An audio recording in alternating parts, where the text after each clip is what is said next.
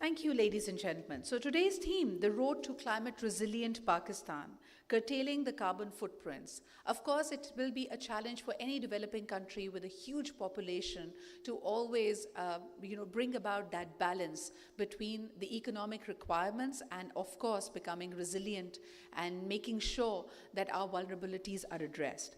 Pakistan is continuously emerging as one of the most climate change impacted countries. That is evident from the Climate Change Index for almost a decade now.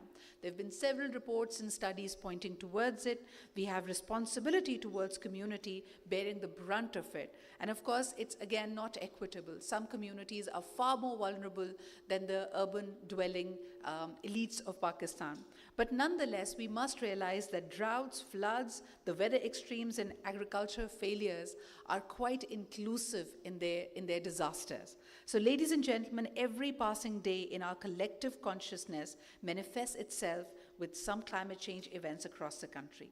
It is necessary, therefore, to put our efforts together at a country level, build our capacities, look towards partners both national and international in order to do so.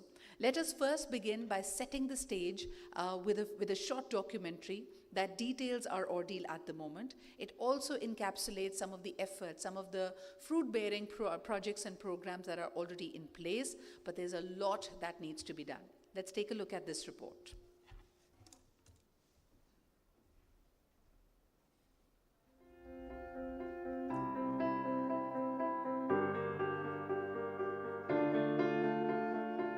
Pakistan, a land of beauty and diversity with vibrant communities.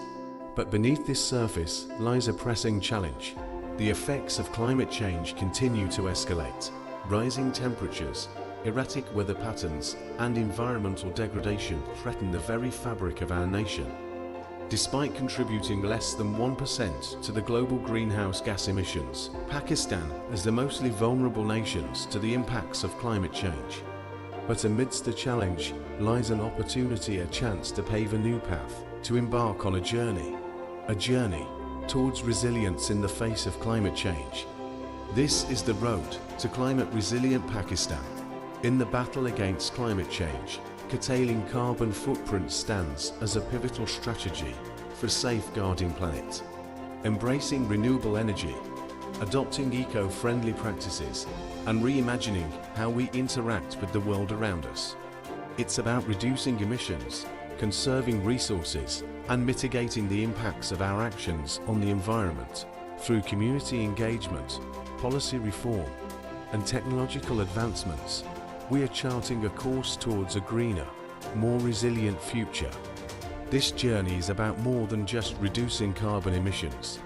It's about harnessing innovation, fostering collaboration, and embracing sustainable practices to pave the way forward. Join us on this journey as we work together to curtail our carbon footprints, protect our precious natural resources, and safeguard the well-being of generations to come. Join us on the road to climate resilient Pakistan, where every step we take, every innovation we embrace, brings us closer to a sustainable future for generations to come.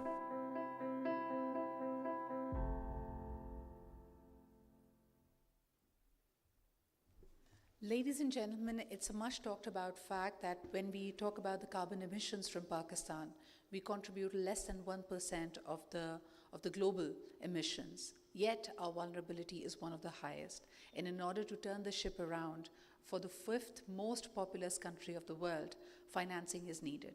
Unfortunately, with the lack of capacity and finance and funding, we are becoming ever more vulnerable with every passing day. Communities across Pakistan living through the challenges are largely attributed to these carbon footprints, and the global north must step in at this point. This is not making Pakistan, the case study that it needs to be. We haven't been able to turn the ship around in the last few months. We are discussing here today, we have the Islamic Relief Pakistan and the National Disaster Risk Management Fund, the NDRMF, coming together to support with the support of the Swedish International Development Agency, SIDA.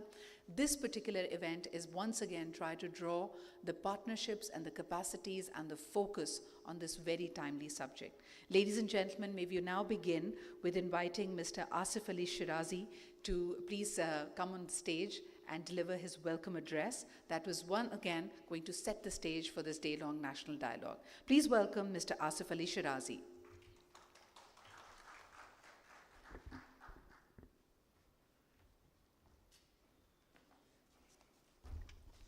Thank you, Sidra. Bismillahirrahmanirrahim. Ladies and gentlemen, our distinguished guest, Assalamu alaikum and very good morning. Thank you for joining us today. On behalf of Islamic Relief, NDRMF, Swedish SIDA, I would like to welcome all of you, and it's an honor for me to open this event for all of you. As we continue to navigate through the age of extreme temperatures, the climate crisis is still outpacing countries' efforts to contain it. Experts are predicting that 2024 will be the hottest year in the human history. Pakistan, being the worst affected by the climate change, has suffered huge losses in damages, destruction, and human lives. Although ranked low on the global carbon emission list of countries, collective efforts to reduce the carbon footprints are crucial for Pakistan in order to capitalize on climate finance windows. With deforestation and structural problems like the use of fossil fuels in both the transport and the construction sector, the country is in process of rethinking its strategies to access climate financing. Already under debt distress, many developing countries are forced to spend more of their lean budget on debt serving, leaving little for sectors such as health and education, and diverting investment from climate action and environment protection. Constricted fiscal space relegate the issues of global warming to the back burner.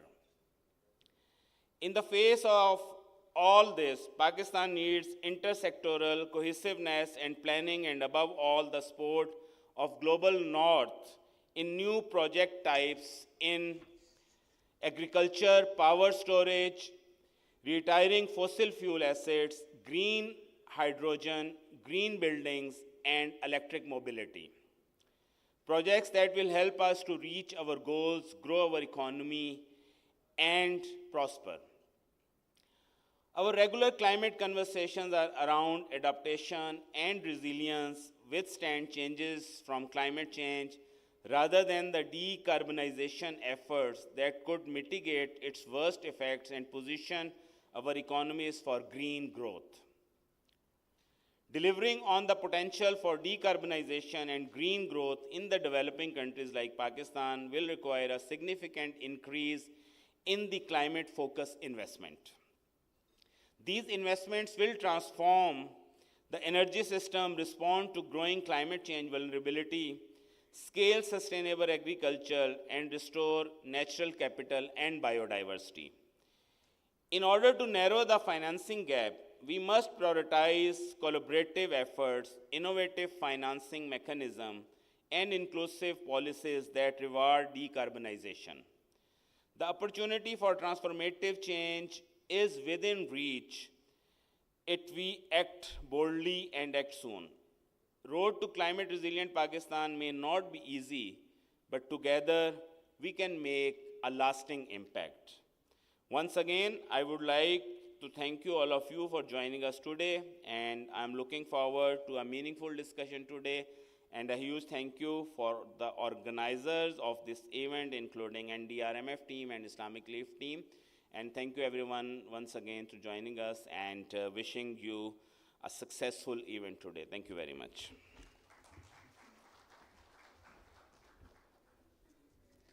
Thank you, Asif Saab. Asif Ali Shirazi, Country Director, Islamic Relief, Pakistan.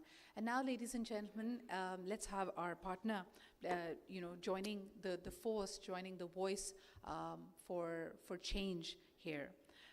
We are very, very grateful for NDRMF for becoming our partners. They have played a pivotal role in bringing technocrats, funding organizations, policymakers, and communities together for highlighting where we need to put our strength and our focus in. And they are together in this search for green solutions, strengthening Pakistan's resilience, reducing vulnerabilities, and enhancing the adaptive capacities. Their findings are pivotal as the guiding light for many of the projects and policies that we would like to be embarking on. May I now take this opportunity for inviting the DGM, Head of Climate Change at the NDRMF, for his presentation on a similar subject. This will once again highlight what Pakistan's focus is on. Please join me in welcoming the Head of Climate Change at the NDRMF, Mr. Fawad Hayat, for his presentation.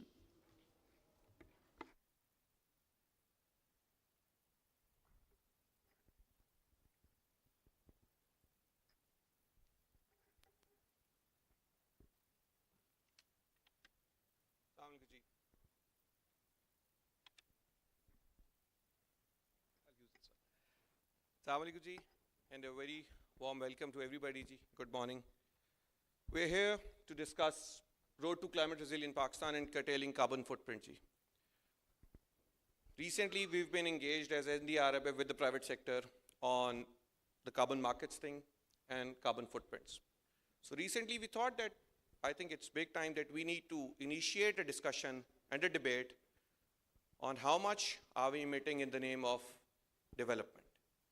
We don't really consider that thing as one, and we always take development partners and the development agenda and the funding coming in into that aspect as the only thing, as the dollar value itself, but do not really calculate the emissions which come alongside with that. Today's discussion primarily focuses on this particular agenda. It's just triggering that debate, and the panel discussion after my presentation will specifically be talking about this one. So, a little about NDRMF. Who are we? So we are a government-owned non-bank financial intermediary. We've been around for about 6 years now. We've spent in DRR, DRF, climate change, about 17, 18 thematic areas. And we've evolved ourselves as a well-positioned organization for national investment for resilience building against disasters and long-term climate change and their effects. Today's topic, carbon footprints. So what are carbon footprints? They're greenhouse gases emissions caused by any individual, organization, or a country.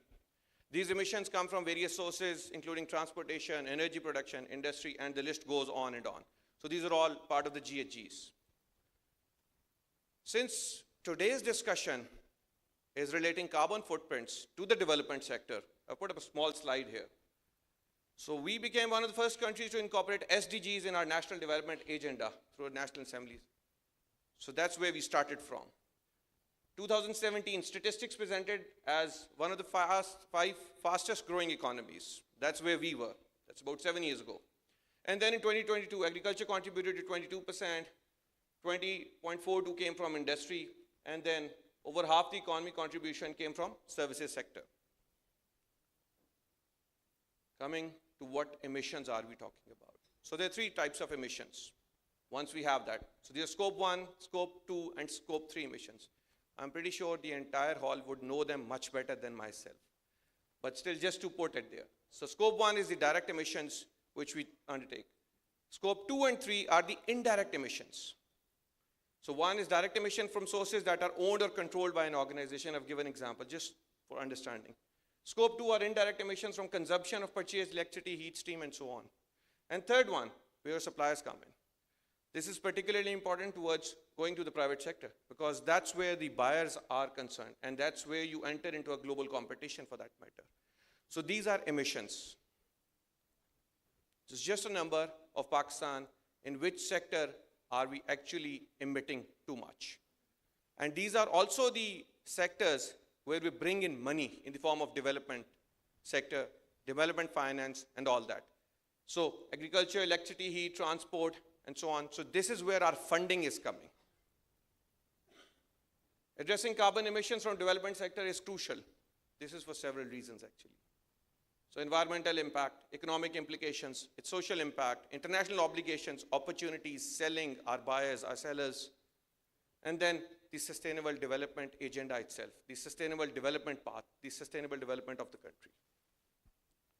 This brings me to this slide, which will lead to panel, and I'll stop after this one.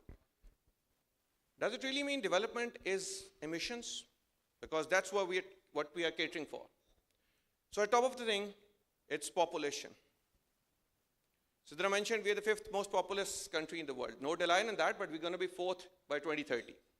In terms of area, when you go to the figures and you go at the figures, you're not in the top 100 or 110 countries in terms of area. So when you drive population or persons per square kilometer or per square foot or whatever you want to come up with, we become the highest in the world. So that's needs, that's emissions. And then catering to this large population will require a lot of other efforts. So where do we move forward? We move towards, at the outmost, increasing the use of cleaner fuels. Because that's how you move your transport. The fuel moves you. Moving towards infrastructure where we reside, including where we are today. Because all these conferences are part of these places. This is infrastructure. And we no more have climate smart infrastructure. We've lost the indigenous knowledge, where earlier there was no electricity, no stuff, but still it was bearable. And now with all these facilities, at times the infrastructure is unbearable for that matter. Sanitation and waste management. It's one of the most important things. We often negate the entire stuff and do not even give it importance that it is one of the most important things here as well. Climate smart agriculture. Again, sorry, referring to you as well, that we are less than 1%, 146th on the emission scales globally, but when it comes to agriculture, it's 7th largest methane emitter. That comes from agriculture and livestock. So that's where we need to focus. Climate smart agriculture. Without agriculture, we can't move. And ever since we were there as Pakistan, so we have been an aggregated country, but it's not sustainable. The way we are emitting, the way we are producing, it is not sustainable at all. Then joining hands, everybody. The government alone cannot do it. Private sector cannot do it in the absence of a policy and framework. Without the development sector coming in, we can't do it. So all these pillars, all these stakeholders have to come in. They've got to join hands. And then jointly we need to move forward. And how do we move forward? For that we require energy transition by bringing clean technologies. Now, rather than the fact that we move into a direction where we don't have clean technologies, and a couple of years down, we need extra costs just to convert them to this one. And then, obviously, the government must also increase industrial growth in an efficient manner. And efficient energy production and consumption. Consumption is the last thing. But production and consumption go hand in hand. So that's where we are. I hope this discussion goes into the panel, which is a good mix of panel selected by the organizers today, and then we see how can we move forward from here. This is why they should be discussing this. Because it's the resilience thing which comes in. It's our livability, it's our sustainability, it's the resilience thing we need to build in. The three different things. Our vulnerability to climate change necessitates the adoption of climate resilient strategies. Other than that, we don't have an option, honestly. So that's the most important part.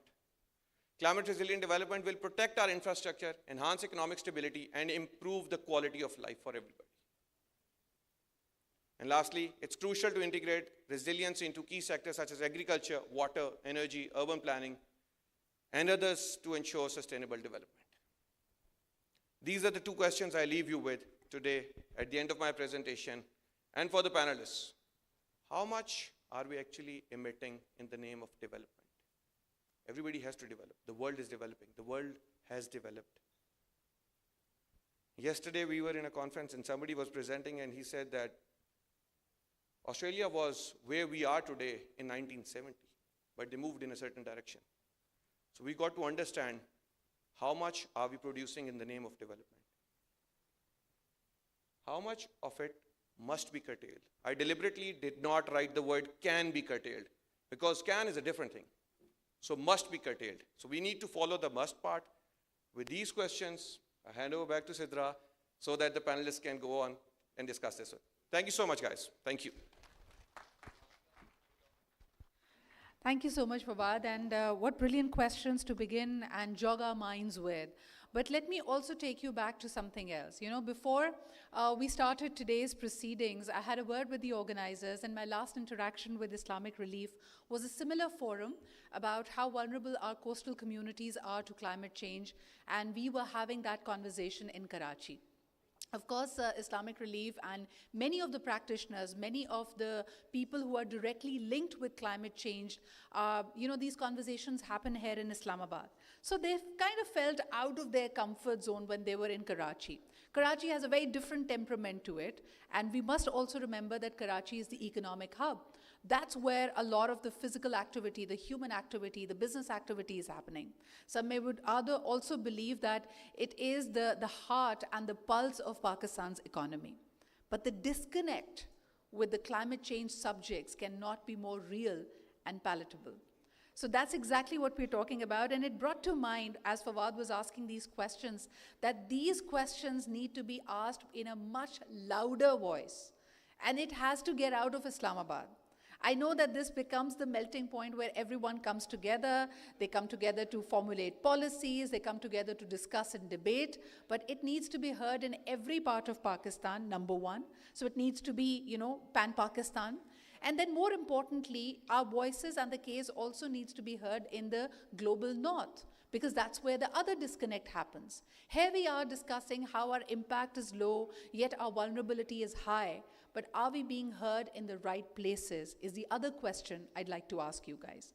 Now, when we talked about the economic aspect of it, and I'm going to delve into this deeper with my panelists, there was a survey that we conducted, random 2,000 people across Pakistan, and some of the findings just on the surface level were very alarming. One of which was that only 47% of the illiterate people in Pakistan believe that the world, and especially the environment, is getting warmer because of human activity.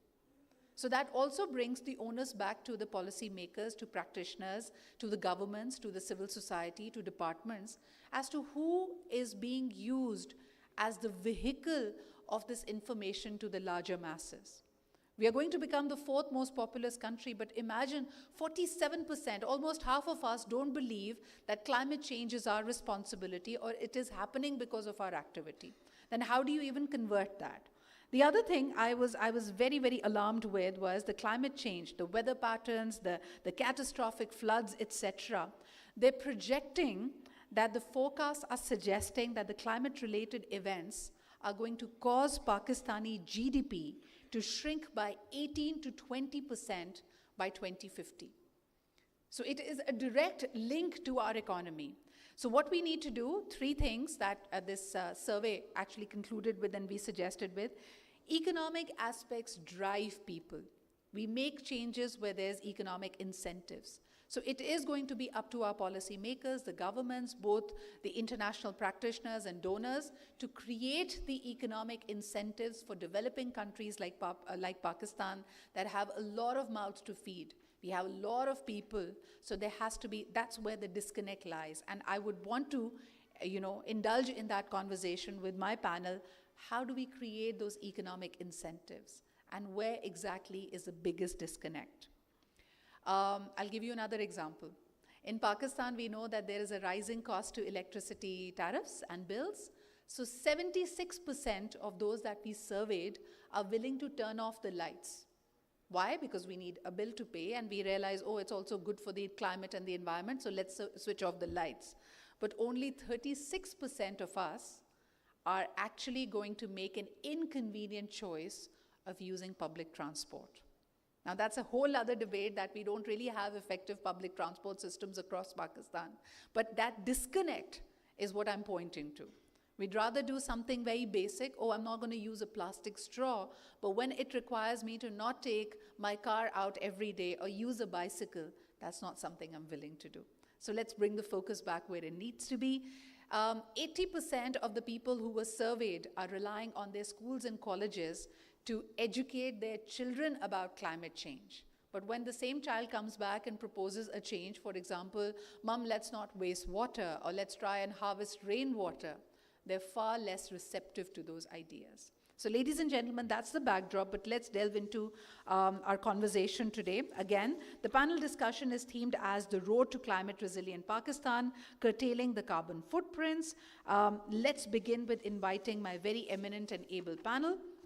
First and foremost, ladies and gentlemen, may I request the Deputy Resident Representative of the UNDP, the United Nations Development Programme, Ms. Van Nguyen, to please join us up on stage. Ladies and gentlemen, a big round of applause for her.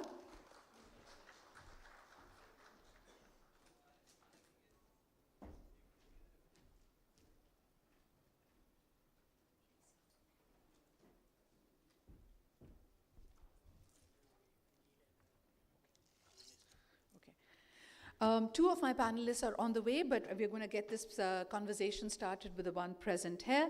Next up, ladies and gentlemen, please join me in welcoming the Chief Engineering Advisor and the Chairman of Federal Flood Commission, Mr. Ahmed Kamal, to please join this panel.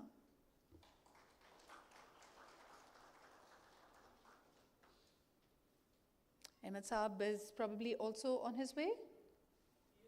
He's here.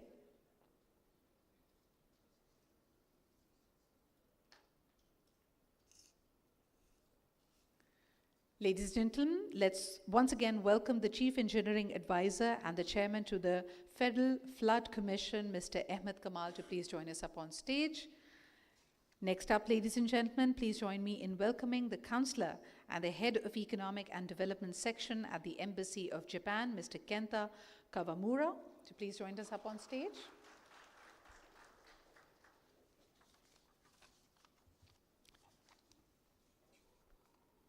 So there's one that I've demarked, otherwise it's free seating. Please feel free to take any seat.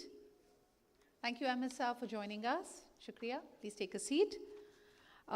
Ladies and gentlemen, please join me in welcoming the Deputy Regional Representative for Asia and the Pacific at the International Council for Voluntary Agencies, the ICVA, Ms. Asma Salim. May I request you to please join us up on stage.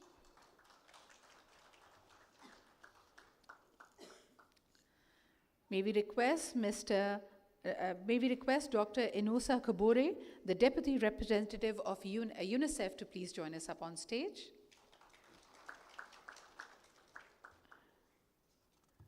And we are still waiting for the other two. May I request you to please take this one, Mr. Kabore? Mr. Kabore, if I may request you to take this seat, please. Yeah, thank you. Thank you. And we also have our next panelist. Please welcome Ms. Anam Shabbir Rathor, the Technical Advisor, Climate Finance at the German Agency for International Cooperation. Anam, if I may request you to please take that seat or this, any corner would do. Thank you. And we're still waiting for Mr. Anil, Dr. Anil Salman, to please join us. He'll be with us soon. So may I request, I must let you know that we are going to delve in this conversation for about 20 to 25 minutes, opening then the floor to your questions. Please be specific in your questions. I'm going to repeat those instructions later. But Ms. Van, if I may begin with you, may I request all our panelists to switch on their mics when they're speaking and then switch them off while another speaker is speaking, otherwise we'll get a lot of feedback. So how does UNDP perceive Pakistan's endeavors in promoting climate resilience? What specific efforts is UNDP undertaking to develop and implement effective climate resilient programs and policies in Pakistan? Yes, Ms. Mann. Thank you so much for the question, and a very good morning to all. I hope the mic is working. So as we have been watching the video that shown earlier and from the presentation just now, we know that climate change is real. But even so, 47% of population of 2,000 people being interviewed didn't think the same way. So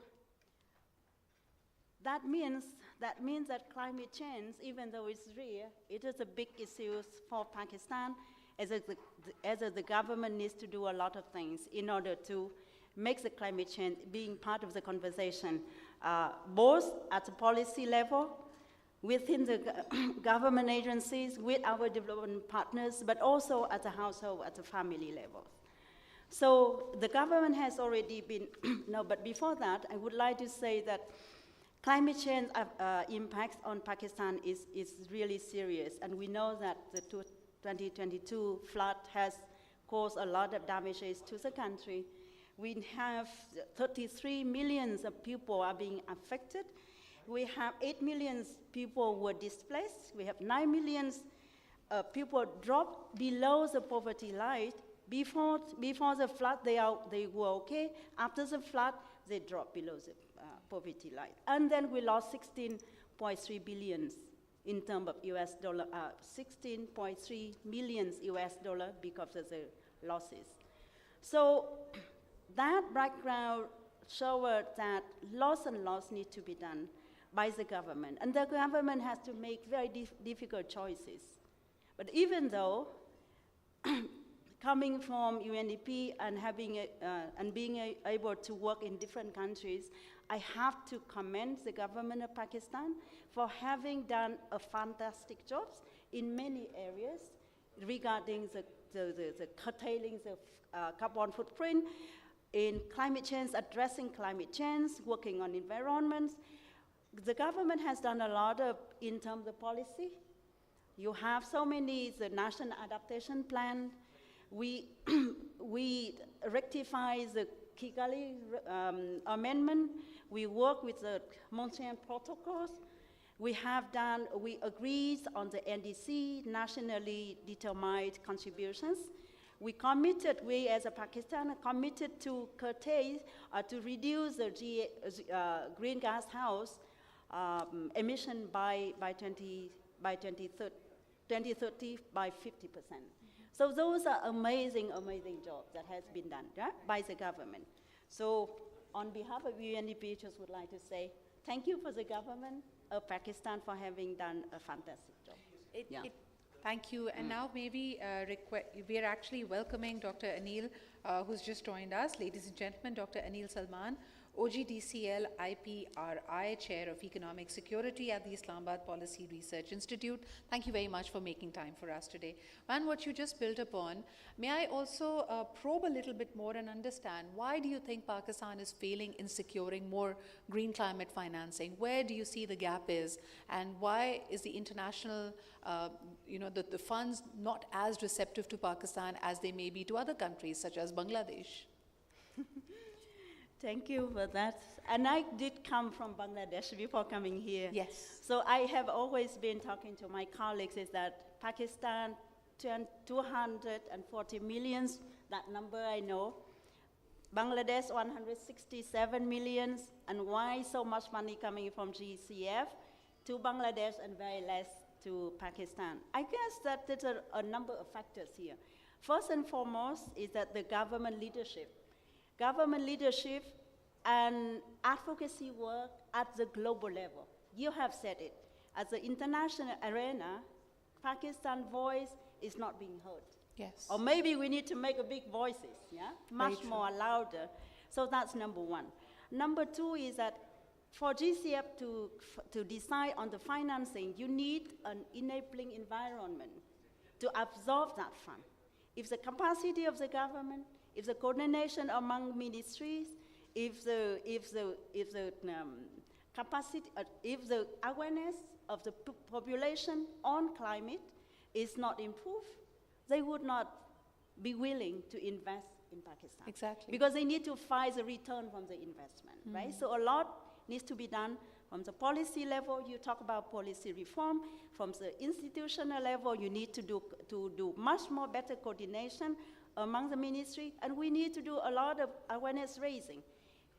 Children need to learn about climate change. Children need to understand and then actually educate their parents. That's how I see it, and if we talk about SDGs, if there's one SDG that really important in my view is the SDG number 12. Why is that? It talks about individual consumption. Yes. Every change starts with us. If it doesn't start with us, it doesn't start anywhere. So that's why I think that lots need to be done. And that's why development partners are here to work with our government, both at provincial and federal level, to have Pakistan to better assess the funding from all different sources. GCF is just one of those. Right.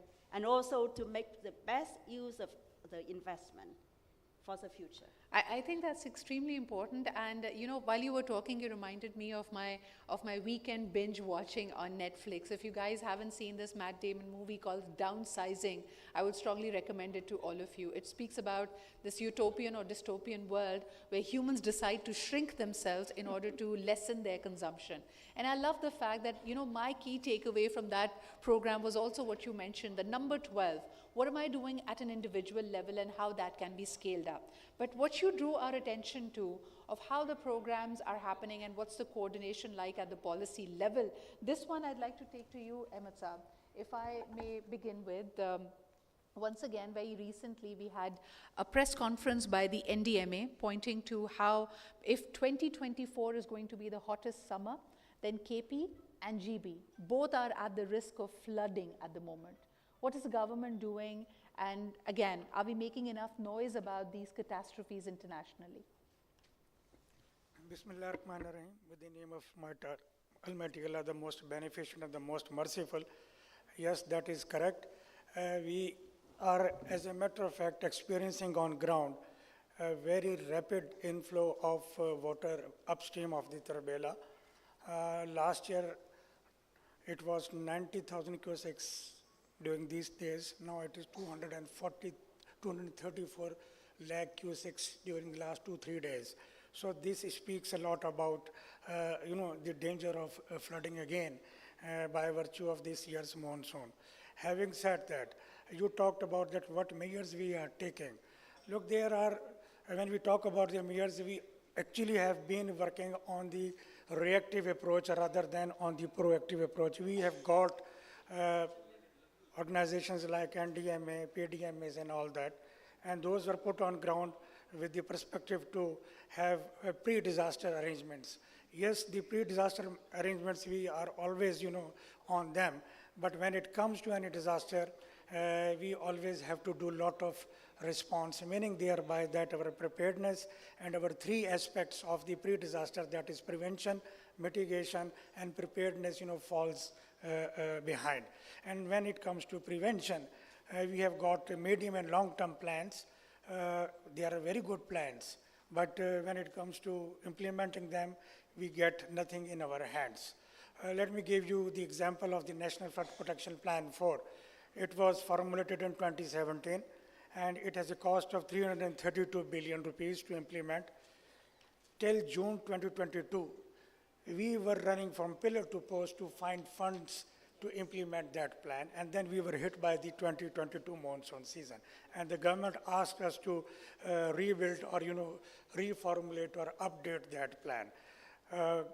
Now it is a good time that the plan is updated, and we are, seeing some good light from the Asian Development Bank, from the World Bank, from Asian Infrastructure Investment Bank, from the Chinese government and all that, that they have shown their interest in implementing these projects or the implementing various interventions.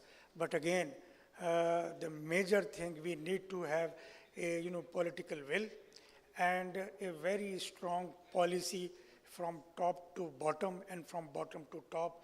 Unless and until that is put on ground, we will be hit by such disasters again and again, and we will be sitting here and we will be talking.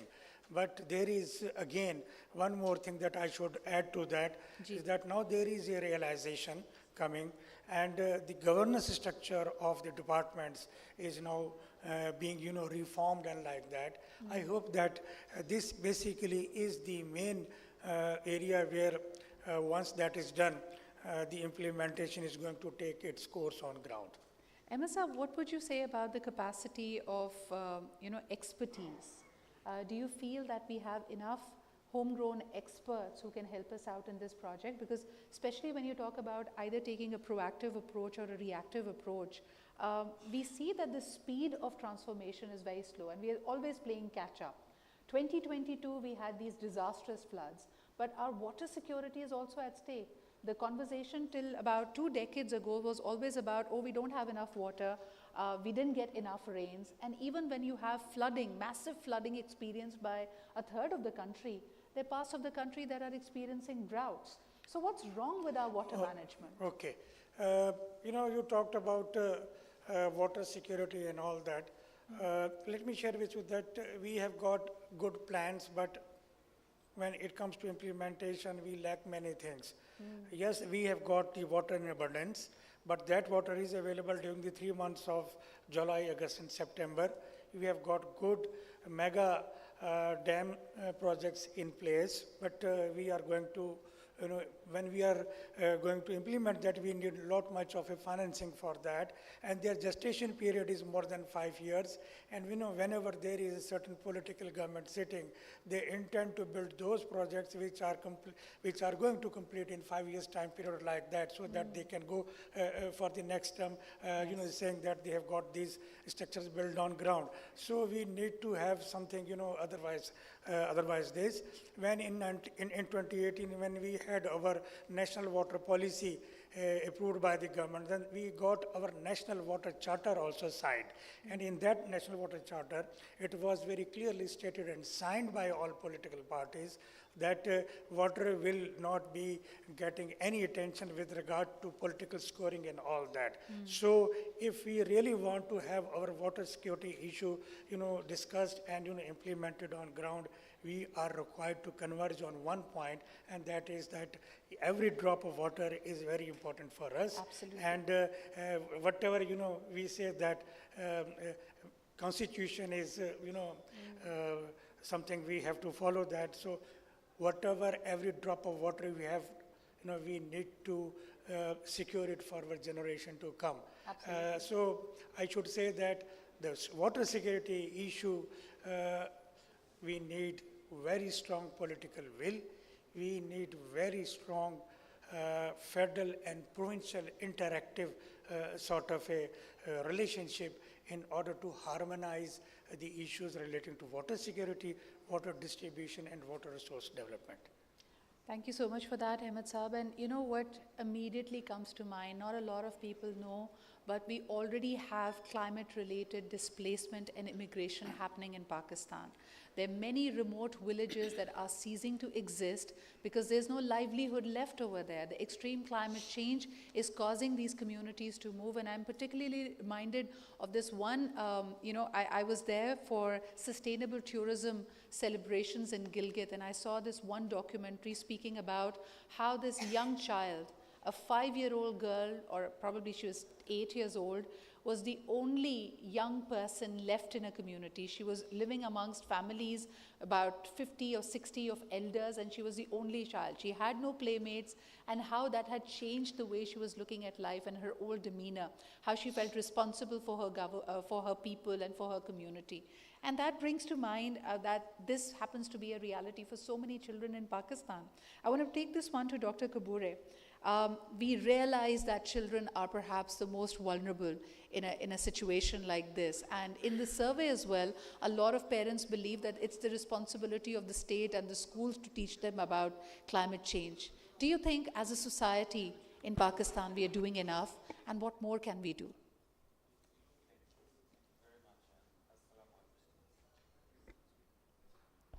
Thank you very much, and Assalamu alaikum. Thanks to the organizer, Islamic Relief and DRF, and Sweden for inviting us to join this important discussion this morning. Obviously, you said it. Let me repeat it. Children are the most vulnerable for climate change. And allow me to respond to your question by mentioning some statistics.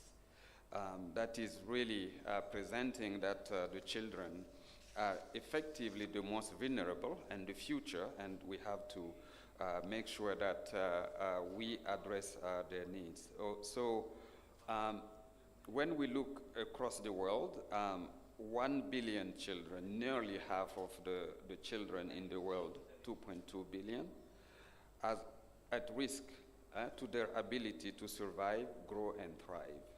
And this is compounded by the climate change, and numerous evidence has demonstrated just that they are at risk, and it needs to be addressed. And obviously, you mentioned some statistics, and I just want to also mention some statistics that 60% of the population in Pakistan are struggling to understand what climate change is. And this relates to the statistic that you mentioned. And this is impacting the children. This is the population overall.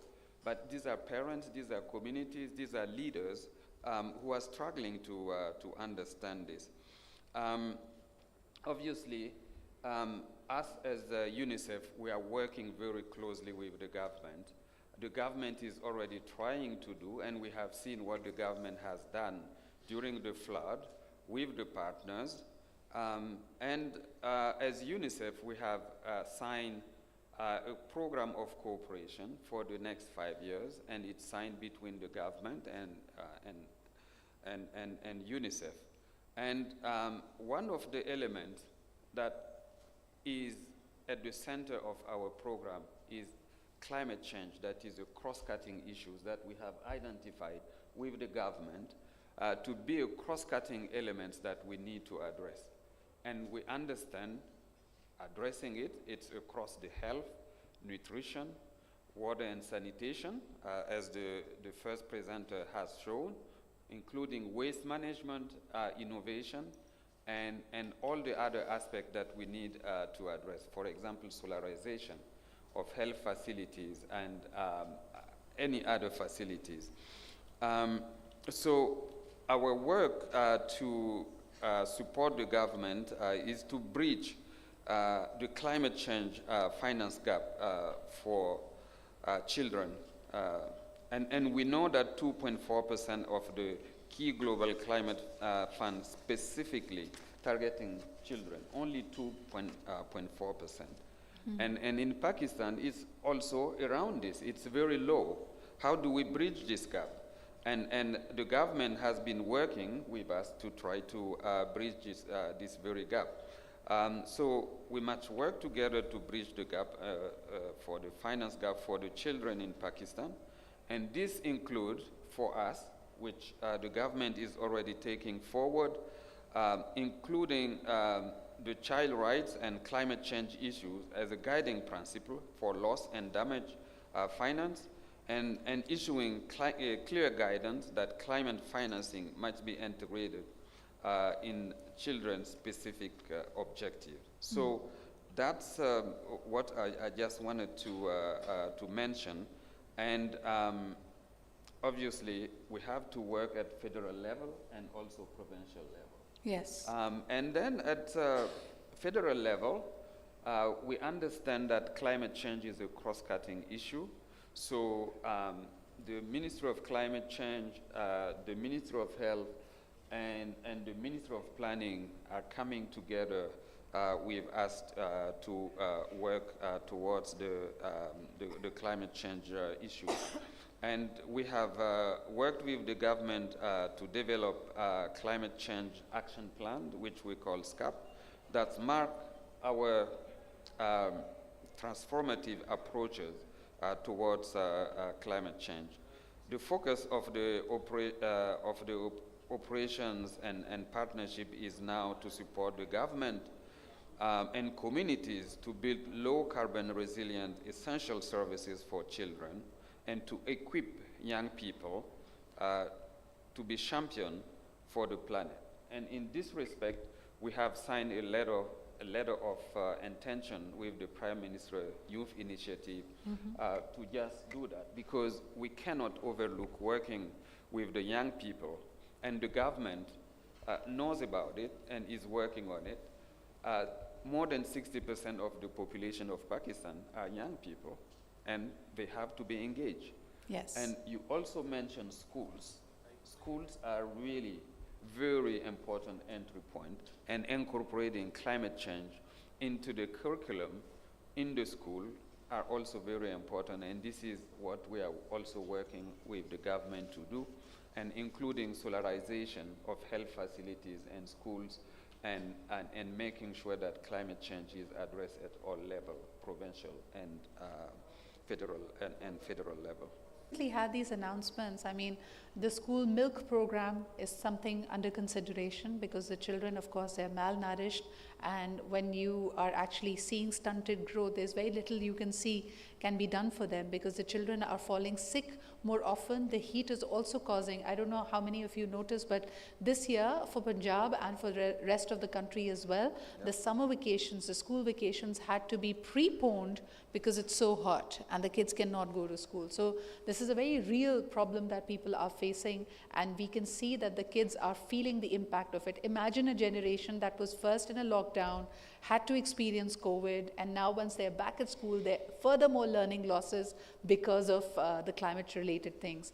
But one of the things that had come up when I was speaking to Ahmed Saab was also the fact that we are looking at how agile are we in responding to these disasters. Pakistan is definitely seeing an unprecedented frequency, whereas there's also an increase in the intensity of these events, climate-related events. But we see Japan as a perfect example where, because of its unique topography, they've been able to build up systems that allow them to respond more effectively. What can Pakistan learn from that? And if I may bring this question to Mr. Kawamura, you have the capacities, you've had some experience. Of course, the scales and the disaster levels are very different. But what can Pakistan do to improve upon our response time? Thank you very much. As you might know, that Japan is prone to natural disasters such as earthquakes, tsunamis, typhoons, heavy rain and snows, and we have even active volcanoes. Japan's land area is actually only 0.3% of the world, but about 20% of the world's earthquakes of magnitude 6 or more is occurred in Japan.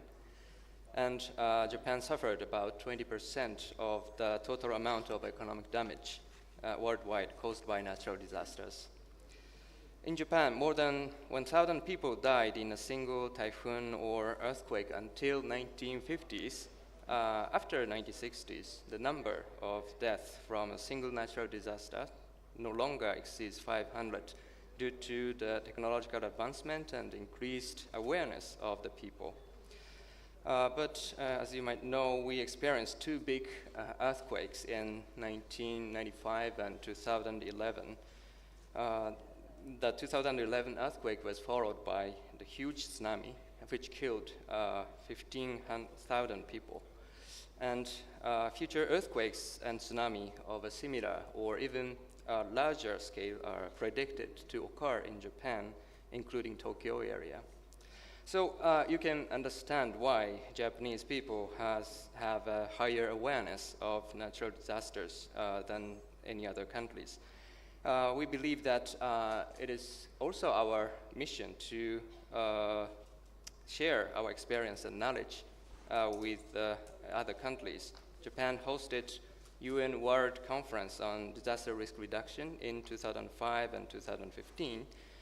Second one was held in Sendai City, and Sendai Framework for Disaster Risk Reduction was adopted in the conference.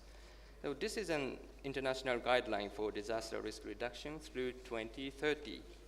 Efforts are underway around the world to invest in disaster risk reduction and strengthen resilience to minimize the damage caused by natural disasters.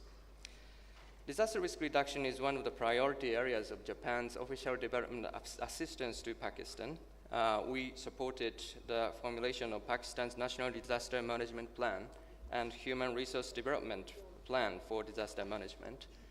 We also sent advisors to flood management as well as climate-resilient agriculture. Japan also provided grant assistance for installing weather radars at 6 locations across the country.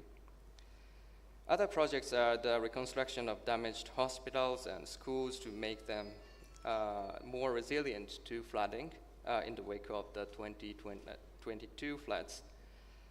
The collaboration with international organizations such as UNDP and international NGOs, Islamic Relief, is also underway. And again, the grant assistance for the grassroots human security fund supported local NGOs in rebuilding flood-damaged schools, hospitals, and bridges. And let me make one more point. When thinking of disaster risk reduction, the perspective of women is very important. Japan is making special efforts to promote the Women, Peace and Security, WPS. Our Foreign Minister, Kamikawa, is a strong proponent of the WPS. It is quite unfortunate, but the reality is that when natural disasters occur, a higher percentage of women die for several reasons. In addition, some women give birth in shelters, and sexual violence is likely to happen in shelters. That's why it's very important to incorporate the perspectives of women when considering disaster risk reduction. And, of course, post-disaster response plans. So you never know when and where natural disasters will strike. The possibility is becoming higher because of the climate change. But when it occurs, the human damage and economic damage will be enormous. So failure to invest in disaster prevention can result in many times greater economic damage. In this regard, calculation of the economic benefits of investing in disaster risk reduction is important for giving basis for securing budget allocations to disaster risk reduction. And I think dialogue in this area among the experts is also useful. Absolutely. Mr. Kawamura, if I may indulge you, around 10 years, 15 years back, there was conversation about, again, because one of the key components we notice that can have a scalable and direct impact is effective mass transportation. And I remember there was a conversation around how Japan can, because when it comes to locomotives, when it comes to designing mass transits, Japan has an amazing technology. There were conversations around how they can be a possible collaboration between designing a similar model for Karachi, but that fizzled out. Is there any chance that could be brought up, because that can have a direct impact for a very huge city of the country? Okay. Yeah, I think, currently the Japan's focus of the Japan ODA to Pakistan is more social sectors. Our priority is health, education, water, and disaster risk reduction. So at this moment, we don't have the plan for the transportation, but I think our technical cooperation is also useful for Pakistan, because as you might know, the kind of the awareness of the saving energy and awareness to the climate change is established among Japanese people one by one. For each citizens, it's very natural thing to try to reduce as much as possible the usage of energy. So, yeah, for example, to me, this room is a bit too cold. We tend to rise the temperature of the air conditioning, and we don't wear jackets and don't put neckties during summer to save their energy. And we also tend to avoid use the automobiles and in favor of the walking, bicycles, and public transportation. And I think this kind of method will be transferred to Pakistan, and the Japan International Cooperation Agency, JICA, is sending their experts to Pakistan for this kind of method will be transferred to the Pakistan. You're absolutely right. I mean, there's so much that can be done at a societal level, but basically what that means is changing entrenched and hard-held social behaviors and the way of doing things. Not everybody is keen to do that. There is skepticism around why we need to change, and especially when you have a huge portion of the population already stuck in survival mode, when they're still struggling to make ends meet. Unfortunately, climate doesn't happen to be a priority for them, but that's where most of our work lies. Anam, if I may come to you now. As the technical advisor, climate finance with GIZ, that is the German Agency for International Cooperation, where do you see the focus for GIZ is, and how do you see it actually stitching and bringing the whole picture together? Again, for everyone, they've picked on a certain area of focus. What would that be for GIZ for now? Thank you so much for the question, and Assalamu alaikum everyone. Right now, GIZ is, climate change has become a priority for the German government and their work in Pakistan. And in climate change, if you look at Pakistan, where I think all of us know that we're very vulnerable to climate change, like the heat wave right now, the floods that happened 2 years ago, we are very vulnerable. So GIZ is focusing on adaptation and resilience, where mitigation is equally important. We need to reduce our carbon footprint, but right now our focus is how can we strengthen climate adaptation and resilience. So I am for now going to focus on climate finance, because that is also something we're discussing today. So a lot of the work that we do in Pakistan is mostly on capacity development and technical support. And when we talk about climate finance, like Pakistan is so vulnerable. We also discussed that, if you look at other countries in South Asia and we look at GCF, Pakistan hasn't able to get that much finance as India per se or Bangladesh has been, because we're sort of in the similar situation climate catastrophe wise, because we have the same climate. So what we're doing is we're actively working with the Ministry of Climate Change. We're working with KP P&D department and Punjab P&D department on, how to bring this finance home.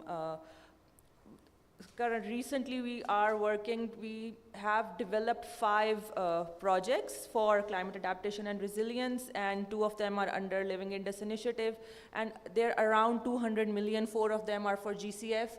And it's not like, consultants sit in a room and developing a project. We really want to see a long-term sustainability, and how that can be achieved is that, we're working with different departments. They are people from government institutes who are sitting with experts, who are developing these projects, who are taking ownership of these projects, so that in future, we can get around $200 million for now. The money takes time to come as well. But how can we ensure long-term sustainability? If I may interject, Anam, you just heard when she spoke about where the gap lies. We need to be making a more effective case and advocating in a far more effective manner on an international stage. Where in your experience is the gap? Yes, the focus is on green growth. Yes, the focus is on sustainability. But why have we been unable to materialize it so far?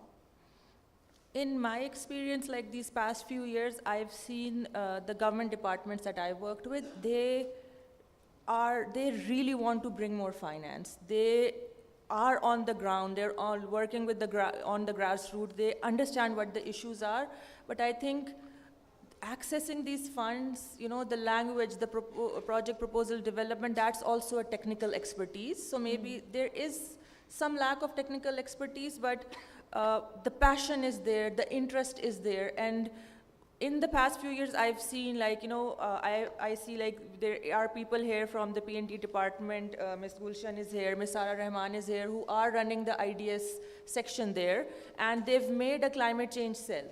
2 years ago, they made a climate change cell, and that cell is actively working in developing pipeline project proposals. They are working to accredit KP, P&D department, we're working with them to accredit it to GCF. So I think in the past, there was, as you can say, a little lack of information, but also lack of resources. So especially after the past few years, the 2022 floods, climate change has become a priority. There was a national climate change emergency, and I've seen the government sectors and departments really pushing for it too. And I'm really hopeful that, in the past we used to say that, we are lacking behind, but just this year there are 2 new projects that came from GCF, and I am seeing a lot of change, and I'm optimistic that, if the people already understand because they're being impacted, but it's also the government departments, and if they need support, we're always here. So Right. they also I- reach out to the partners. And I personally feel every time I look at a project, and this is a novice opinion, I'm no expert in these matters, but even from the onset, when we look at a policy scale, we need an assurance that when you initiate a project, just like you mentioned, sustainability, an equally important pillar will have to be scalability. Very often we look at a small community, yes, we change lives, we change the lives of a few thousand people, but just again, as soon going to be the fourth most populous country of the world, we need to be looking and setting the stage for scalable things. Maybe you secure funding to initiate a project, to show that it is bearing results, but then you should be able to take it to a significant portion of the population, and that's where personally I feel there's a big gap. And I'd like to bring this one to Dr. Anil Salman. Dr. Saab, do you believe that there is enough incentive, economic incentive for green growth? I mean, if I look at the big industries, the manufacturers, the big businesses in Pakistan, and I'm talking homegrown businesses, what is their incentive for additional investment, additional investment in times like these when we are already pressed economically to go green? Is there enough incentive to do it?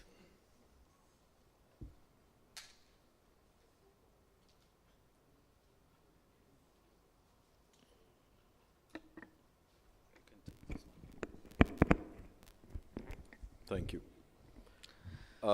You're absolutely right. When we're talking about the incentives, and markets only work when there are incentives. But I think before I respond to the question, I would like to highlight 4 points that no matter we go to COP28, preparing for COP29, we have these conferences, we have these workshops, sessions on climate change.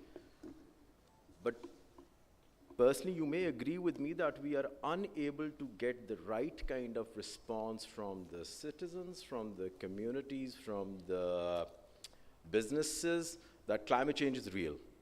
We have reached assessment report 6. We are talking about, we have approximately 300 plus publications every year, and we are running the same thing. Climate change is happening, do something, do something. There is science, there is policy, but in practice, I think we lack a lot.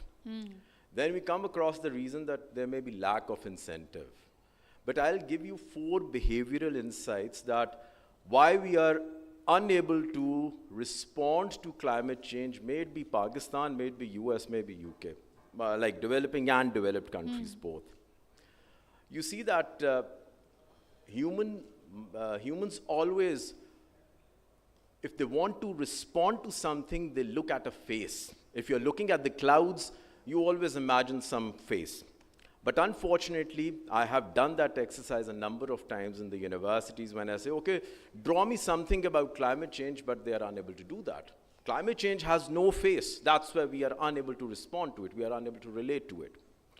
Number 2, that humans always respond to abrupt changes. All of a sudden, you go out, it rains, you will respond to it. But climate change has been so slow that we are unable to respond the way we want. So the second part is the abrupt changes. The third one is basically that we always respond to clear and present danger. And if all the researches you say when we are talking about the DICE model, RICE models, and all the economic climate models that we have developed, we are making the projections for the next 50 years. Climate change is a threat multiplier, and the threat is present, not the future. But unfortunately, we are always looking into the future that, okay, spend this much amount of your GDP in the climate compatible development, things are going to change. So that is the third one. And the last one, and this is the most powerful one, it doesn't arouse any sentiments, our emotions. If you see something bad happening outside, maybe LGBT or anything, our emotions arouse. Do something about it, but climate change has nothing to do with it. So I think these are the 4 reasons that why, even with so much scientific research, even with so much advocacy, communication strategies, we are unable to do that. Now let's talk about the incentives. It's real. I don't need more science, but how to create incentives. Unfortunately, when we are looking at the adaptation, people confuse adaptation as development. Yes. So the challenge of adaptation has to be clearly embarked, or what has to be done is that when we are looking at the policies, and I'm going to specifically talk about Pakistan, that we have national climate change policy updated in 2021. We have our water policy, we have our forest policy, we have and we have the policies. But these policies are developed in silos. And Yes. unfortunately, Pakistan, or the countries where we are unable to see the responses, there's a policy paralysis, that one policy does not sync with another policy. I admire Ministry of Climate Change that now they're working on CBAM, Carbon Border Adjustment Mechanism. It's going to happen in 2026, but we have started preparing that, okay, how the trade is going to be affected because of the climate change. So now that is a kind of incentive that, okay, we are going to have this thing, so you have a time period of 2 to 3 years, prepare yourself, otherwise things are going to get worse. So markets require incentive. Our businesses always stuck up into this problem of taxation. One of the things is either we establish the carbon markets, we have seen how the CDMs are working, and lastly, that when we're talking about the carbon tax, unfortunately, we always try to evade tax, we don't like to pay tax. And you have to develop that culture where your taxes need to be improved. Right now, when we look at cumulative, our tax to GDP ratio is just 10.2%. So when we are trying to advocate, we are going to have another mechanism, that is the carbon tax. And at EPRI, we did a research and we said that, okay, let's apply carbon tax. It actually increases the GDP in a productive manner. But that sensitization, that understanding of taxation is not here. So even if you're giving the incentive, is it going to be understood or not? That is the biggest challenge. Yes. Number two, that the carbon credits. The carbon credit is a very good mechanism where you create an incentive and that markets can work very well. We have seen it in EU, and there are successful examples even in a country like Nepal, it's happening. But why carbon credits have shown a very slow pace of performance in Pakistan? Because of the lack of understanding, because we are unable to give them the right kind of profits and kind of scenarios that where the businessman is going to. Because you see, by the end of the day, name any businessman will invest money in those projects where there's going to be high returns. And the moment you show them that high returns, people are going to invest money in it. But unfortunately, we play a victim card. We say we are the 5th vulnerable country. I say we are the least prepared country. It's not about vulnerability, it's about that how much prepared you are. And climate change is a development issue, but I think more specifically, climate change for Pakistan is a governance issue. Yeah. You might have heard about Honeymoon, Yes. the Sawat Hotel. We constructed it at the bank of river. And we just boast about it that, okay, once it's devastated, I say, I'll again construct it at the same place, but it's a governance issue. Who the hell wants to make a hotel on the bank of the river? No one does that, but we do that and we take pride in it. Yes. You remember Cyclone Bhola? The biggest cyclone in the history of South Asia. Ji. And it was basically a governance issue. And even if you look at that, the amount of devastation it carried out and the way it was managed, that was a bad example. So instead of saying that I am vulnerable, instead of saying that it needs a lack of incentive, I think in every policy, may it be a trade policy, may it be your fiscal policy, taxation, may it be your development policy, in which I'm talking about the labor policy, that green or that climate thing has to be centralized. But right now the problem is that you name any policy, climate change is not discussed as a prime central It's not theme. at the heart of it. It's at the peripheral. peripheral. And I absolutely agree with you where that we've been raising the victim card for too long. And with an unfortunate sense of entitlement. Yes, you may be vulnerable, you only contribute 1% to the global emissions, but that doesn't entitle you for funding. So, but having said that, and I understand the critique, and a lot of it bore very close to my heart. I think you're calling a spade, but please tell me, the other side of the argument is that when it comes to this international funding, there are barriers to entry. Yes, you may not have all the technical expertise. I see that there is political instability. People have been questioning our political will. I think it has less to do with political will. It has more to do with the value system of the governance, just like you pointed out. Irrespective of whose government is it, or which party wins, what needs to be important is that central understanding that this is valuable to us, and we are going to work towards it no matter what. What would you say about the barriers to entry? With barriers to entry, I think it depends upon the priorities. Now, if you look at the last year's, like on 7th, the next budget is coming, but if you look at the last year's budget, the percentage of total of the budget that has been allocated to the Ministry of Climate Change, any idea how much? No idea. 0.028%. And this is a domestic one. So with 0.028% of the budget allocated to the ministry, and we start this war against climate change, do you think we can win? We can't. When you have the top priority as the interest payments, defense, but climate change is the least priority, which has the biggest threat that by 2015 Pakistan, the 18 to 20% of the GDP is going to shrink. We've mentioned that. That is, I think, a bigger threat than 9/11. But we are not responding to it, and I gave you the 4 reasons for that. Absolutely. Right? So I'm going to, yes, would I let you complete that thought? Now my question, I forgot your question, which you asked. So my question was barrier to entry. Yeah. When we are accessing these funds. So the first thing is that I might seem crude that we are actually making climate change a donor-driven. I think it has to be more of the indigenous, that your national budgets need to make it as a priority. That is the first thing. Number 2, on the victim card, when we say that, okay, I am on number 5, I think that I am a recipient of all these aids no matter what. But these are competitive grants. You have to They may be competitive, but are they inclusive is my question.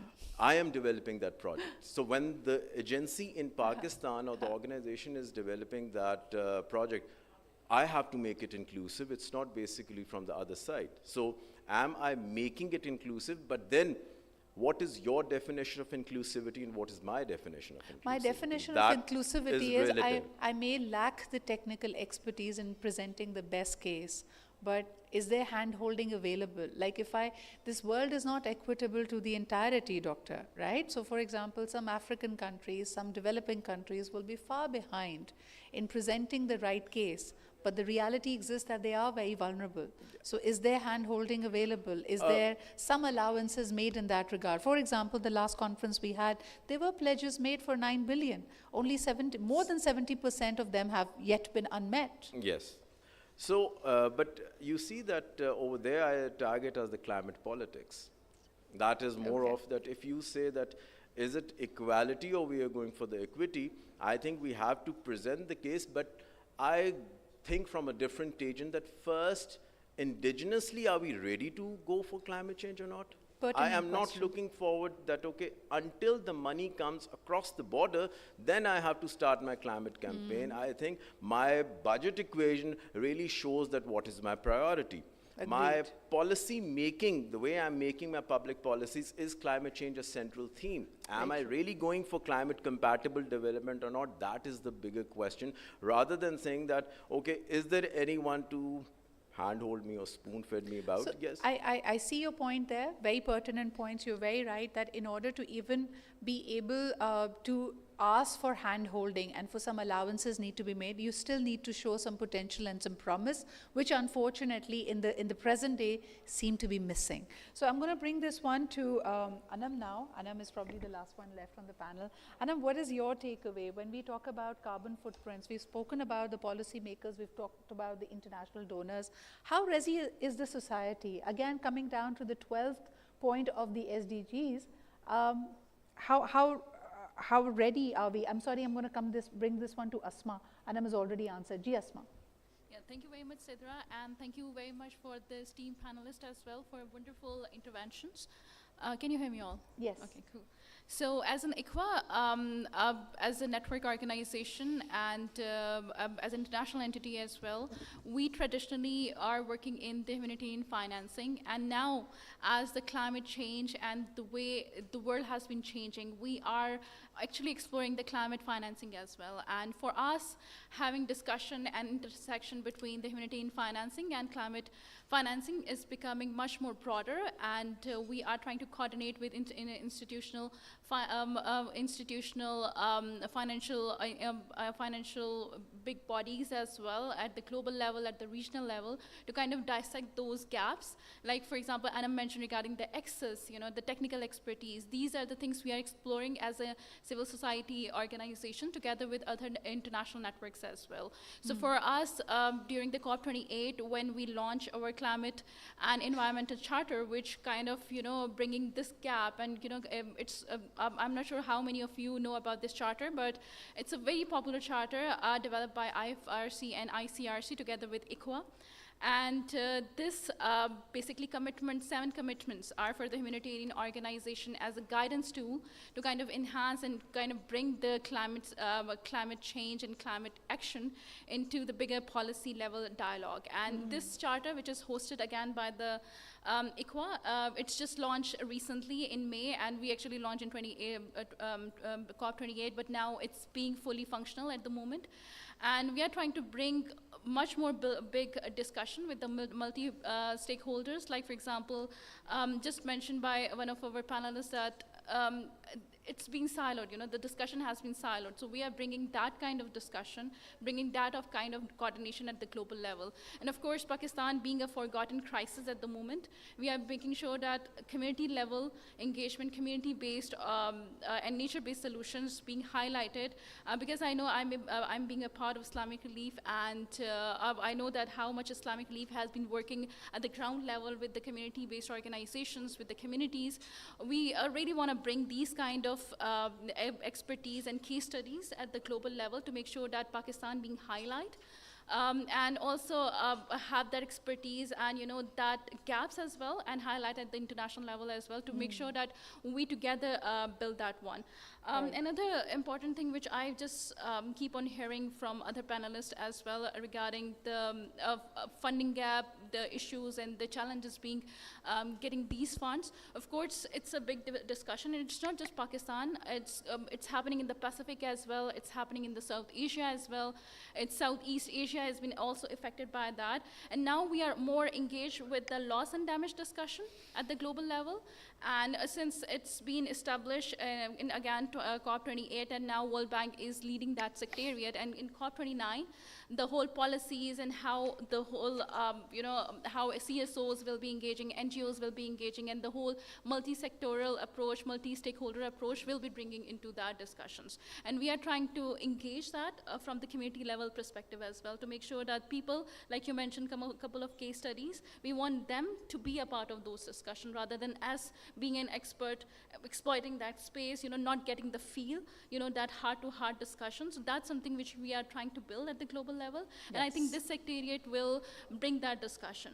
Of course, as a member organization, most of our members have like double-headed, like they are working on the humanitarian and development space, and Nexus approach is something which is becoming much more bigger because climate is really affecting whole Asia Pacific. So this is the discussion we are trying to bring at the regional and global level as well. There's another important platform at the regional level together with the UN agencies where we are co-hosting, which is called Emergency Preparedness Working Group, which kind of deal with the nitty-gritties, the technicalities of the climate action, and how humanitarian organizations and development organizations are kind of struggling to kind of get the grip of what what does that mean actually, in terms of the practicality. So these are the key things we are trying to find. And of course, the dialogue has been continuous in these discussions, and of course, consultation has been a lot. And this is something, I think this event is also a part of one of the consultations, because I'm just taking notes that this should be feeding into something much more bigger consultation rather than just having one-off event. Listening to you, just like we have cultural appropriation where we misrepresent or maybe, sometimes in sweeping strokes represent a culture. I feel when it comes to climate, we also should be looking at climate appropriation. At times we have people who are speaking on our behalf who are perhaps just as divorced to the ground reality as the people on top. But ladies and gentlemen, what a fantastic panel I had, and I love their candor and their compassion for the subject. Let's give our panel a big round of applause. And we'd now like to open the floor for question and answers. You can direct it to a specific panelist. We'd like that only one speaker responds to your query so that we can keep it fast moving and we can take more questions. I may also request you to kindly ask specific questions and not make mini speeches. So ladies and gentlemen, the floor is now open. Please identify yourself by raising your hand, and a volunteer with a mic will head your way.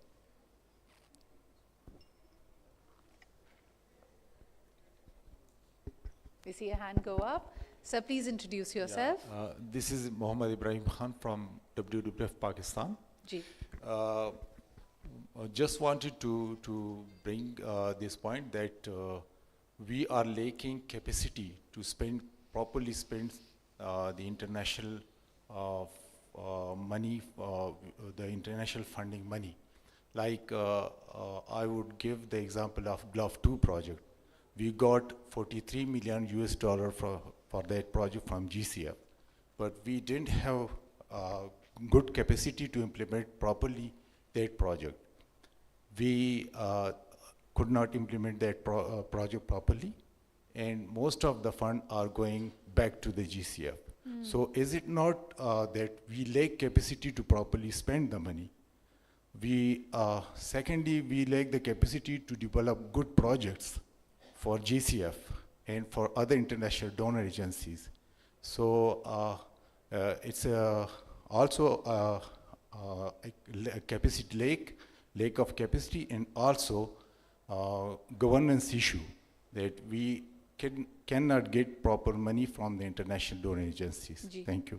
Sir, who would you like to direct this question to? And you made a statement, लेकिन आपका सवाल किसके लिए होगा? My question is directed to the UNDP representatives and the UN representatives that we lack capacity, and how can they help us to improve that? Thank you so much for that. Thank you. Van, I believe the gentleman would like to know how can UN and UNDP help us build our capacities? Thank you so much for the question. Why I fully agree that capacity issue is a problem, but I don't believe that capacity issue is the problem. Okay. I believe that in order to bring financing to the country, as our previous speaker was saying, that we need a lot of things. It's not about climate change as climate change. It's about a governance issue. It's about political stability. It's about enabling environment so that investors are coming in. So GCF is just one source of financing, but there's so much out there that you can tap on. Yes. Why nobody was talking about the private sector? If we think about the government budget, 0.08%. 8%. It's a very small little, but even if we are now prioritize climate change, I don't think that we can go much further. But we need to tap on the investor, private sectors, right? So capacity building is a technical issue. And technical issue, we can build the capacity. But until and unless ministry talk to each other, right now climate change is the MOCC. No, climate change is everyone's business. Are we changing that mindset? We don't. And we think that climate change is the victim card. No, it is the opportunity for us to showcase to the world that we have done a lot.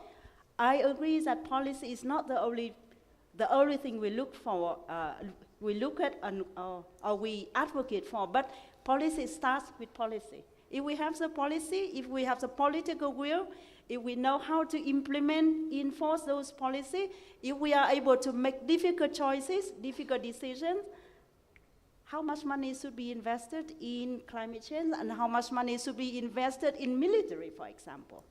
And if we talk about carbon financing, carbon pricing, how to tax those big investors, big companies, big industries, because we are subsidizing a lot of big industries now. This is the political decision, Yes. right? If we don't make those difficult choices, it doesn't matter how much UNDP or UNICEF or development partner Japan here support you, it's not going to change. It's not.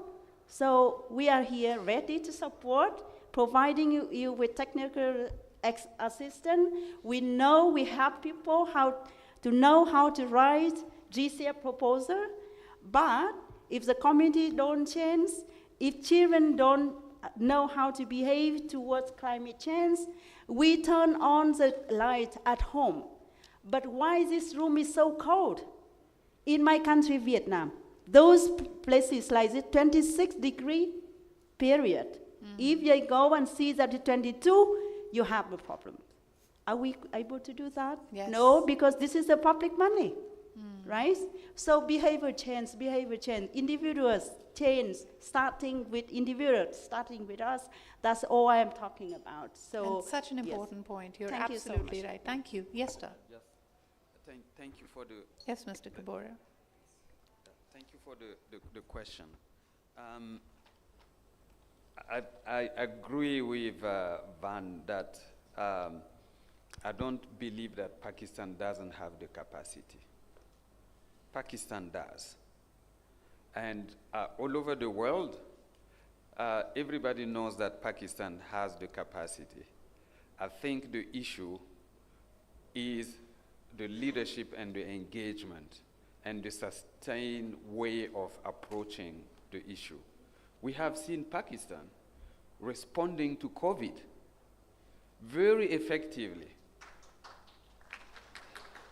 So I am convinced that if there is engagement, there is a leadership engagement around climate change, Pakistan can do it, as we have done in many other aspects. And let me point to maybe other key strategic issues that needs to be addressed.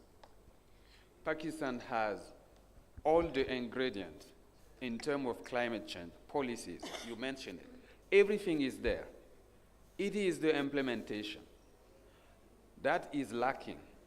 It is translating these policies and these strategies into actions that is lacking.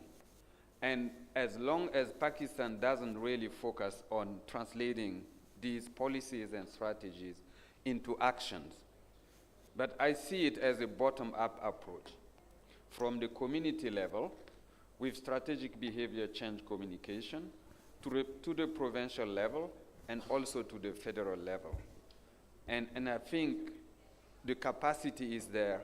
It's the governance issues, it's the leadership and the sustained engagement that is lacking. I just wanted to add these 2 points. Thank you. Thank you. Thank you, Mr. Kabora, for that.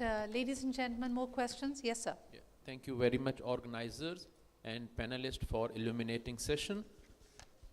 I would like to share, my name is Aftab Alam Khan from Resilient Future International, and I would like to share my experience after training more than 6,000 government officers, university professors, youth, NGO staff, and private sector. What I have learned that there is a greater interest among the people when we connect the opportunities of climate change with their own career.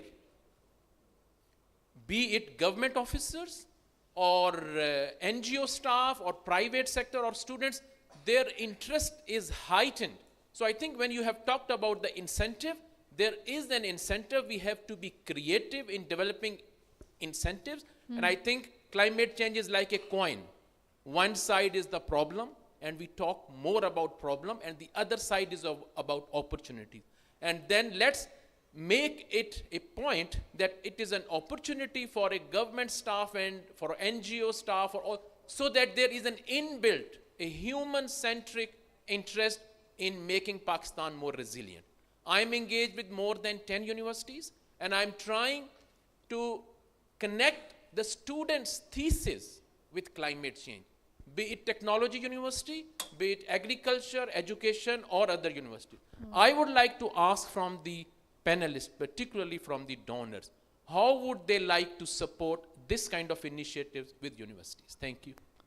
So your question, if I understand correctly, is how can you personally incentivize the actual advocates and activists that it will directly impact their careers and their livelihoods, and therefore there is an incentive? And who would you like to direct your question to? My question is with the donor agencies here, particularly that how would they like to support my initiative where I'm engaged with universities, and I'm trying to convincing the students to connect their final year thesis, whatever department they have, with climate change, and so that when they go out of university, whether they are technologists or educationists or anthropologists, they are able to contribute better towards the society and also elevate their own career path. Okay, Thank you. so much for that. So we've already engaged the two of you here. May I direct it to you?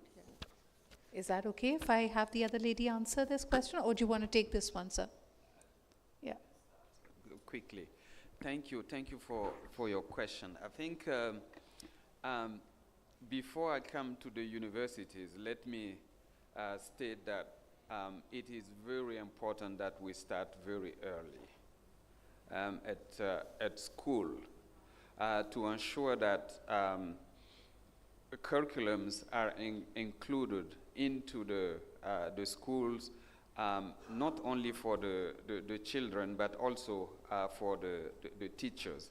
That I think this is where we need to start, and we'll be happy to discuss with you to see how we can advance at the school level. We are already doing, but as somebody said, Pakistan needs intervention at scale. It's not that climate change is not being addressed in Pakistan.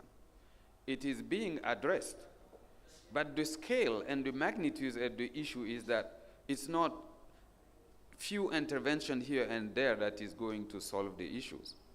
It has to be intervention at scale. If we are addressing climate change in only 500 schools in Pakistan, it's nothing. It has to go beyond that. So for the academic engagement, I think there are two aspects that we foresee. At least from UNICEF side, what I can say, we will be happy to work and see how students can be engaged in developing evidence thesis on climate change, and we will be happy to support that. And obviously engaging also with those who are the professors to generate evidence. I think the evidence is there, but it's not always enough. And any evidence that is coming to add to the pot is going to be very important. So that's what I can say, but I think we need to start very early before even we reach the university level. Thank you. Thank you for that. Thank you. Ladies and gentlemen, we are going to take one more question before this panel comes to a close, as we now have the other speakers coming through. There's a lady at the back of the room with the mic. Yes, ma'am. Please go ahead. Thank you so much. I'm Anam. I'm from the German Red Cross. Just a question maybe to all of the panelists, but particularly I was recently reading a paper by Dr. Anil Salman on climate finance in Pakistan. And it's very clear from that paper that traditional grants-based financing is not working. So from the 249 million something that we've got from the GCF, we have to repay 57.2 or something. I'm sorry, I don't have the exact figures. So grant-based financing is clearly phasing out. It's not really the answer anymore. When we're talking about adaptation finance, globally adaptation finance is mostly funded by the public sector, and it's not very efficient.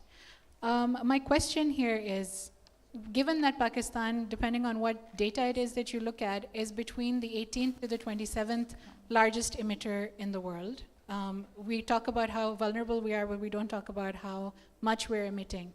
So if we start talking about market financial instruments like debt for nature swaps, if we talk about green bonds and all of these things, my question is, it would be really good to hear from you about what the updates are from the government on a regulatory basis. So where are we on the green taxonomy and where are we on the Pakistan carbon credits policy, and why has it not materialized yet? And then secondly, what would the role of our sector as UN agencies, as academia, as development sector, as development agencies, how do we support these financial instruments, and what is our role in bringing non-grant-based finance to Pakistan? Thank you. And who would you want to direct this one to, Anam? I mean, given that I just referenced Dr. Salman's paper, maybe he can answer, but anyone who has the answer would be good. Right. Shavi, would you like to take one for the team?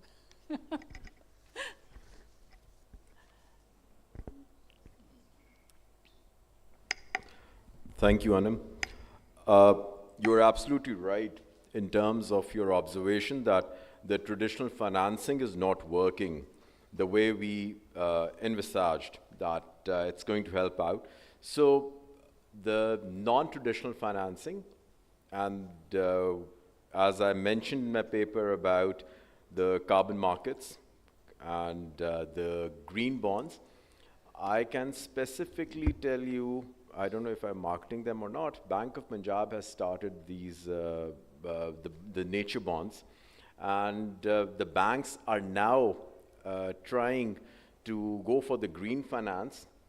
In Sindh, there are certain micro credit organizations which are giving particularly loans for the green finance, but it is at a very small scale.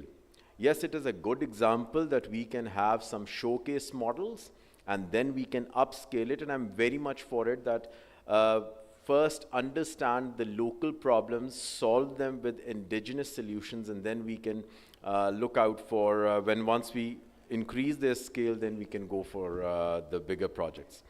But regarding the donor agencies, I think any organization which is giving money, they are interested in defining the impact. What we see that it's usually to the output, to the outcome, but when we are looking at the impact, it's somewhere just vanishes. So for a good impact, you need to have a very sound, and I don't call it as a plan or a policy, I always call it as a business plan, that you need to have a very good business strategy that why you need that green finance, what objective it is going to achieve, and we are not just looking into as a checklist that these 5 things were crafted in the project proposal. These were the TORs given to us and we have done that. I think we need to see beyond than that at a local scale, that how particular may be a very small intervention, what kind of impact it is deriving. Right. Most of the projects are replicated. Like if you see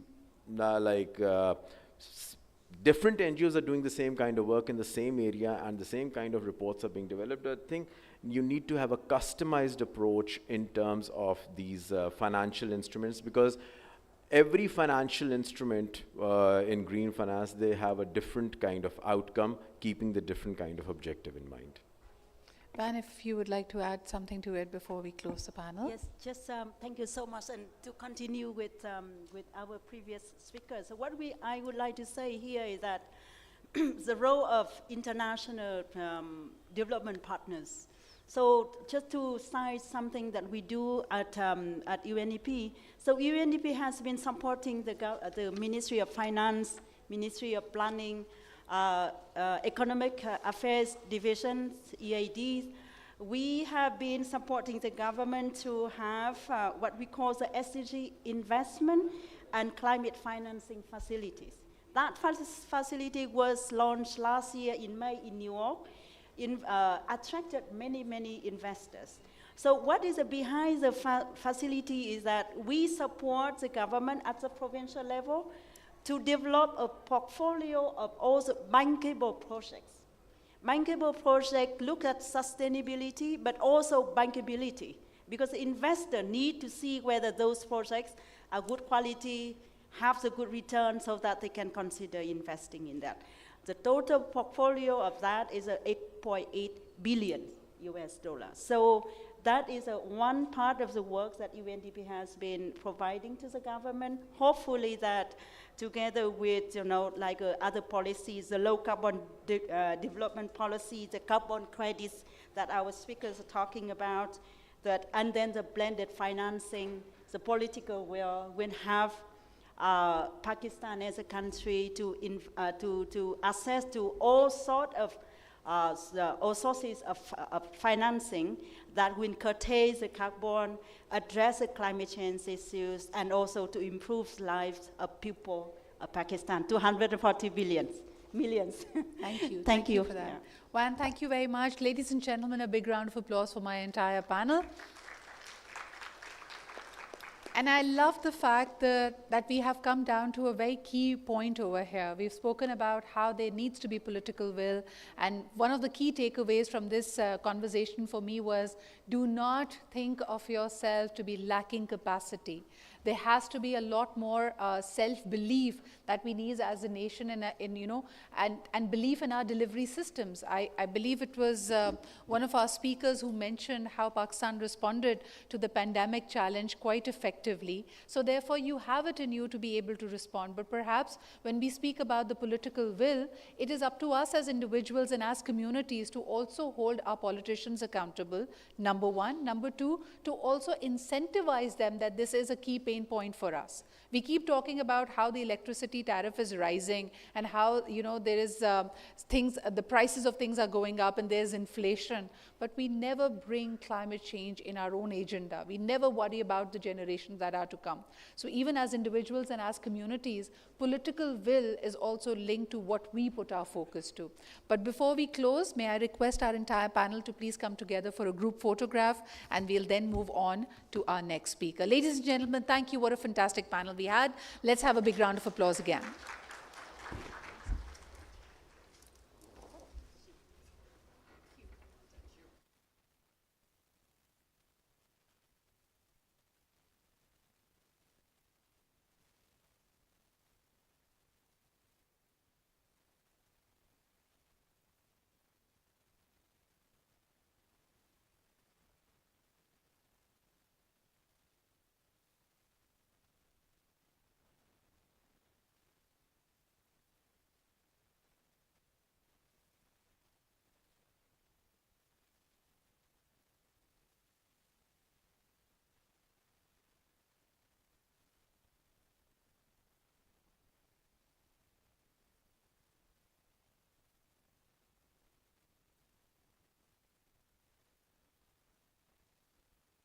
Ladies and gentlemen, we had a power panel discussion, and that has really given us a lot to think about. I think it is in moments like this, in these people-to-people engagement, that we really hit the nail. And we understand that, I think for me, the biggest takeaway was we need to be walking the talk. I've often spoken about how we discuss these pertinent global issues that are pressing for our society, pressing for our country in silos. And this room right now seems to be a representation of that. We are in the hottest summer that is known to mankind in decades, perhaps. And we are in a room that is super cold for most of my panelists. So that's something that really should be shaking us up right now. But having said that, in our last panel discussion as well, we've spoken about how just contributing less than 1% in the emissions cannot be a sense of entitlement, cannot be a victim card that we raise each time and literally demand the world for more funds. But at the same time, there does exist a barrier. And we've spoken about it. There is a technical mismatch. There is a mismatch of capacity that we need to be working towards in order to bridge the funding gap.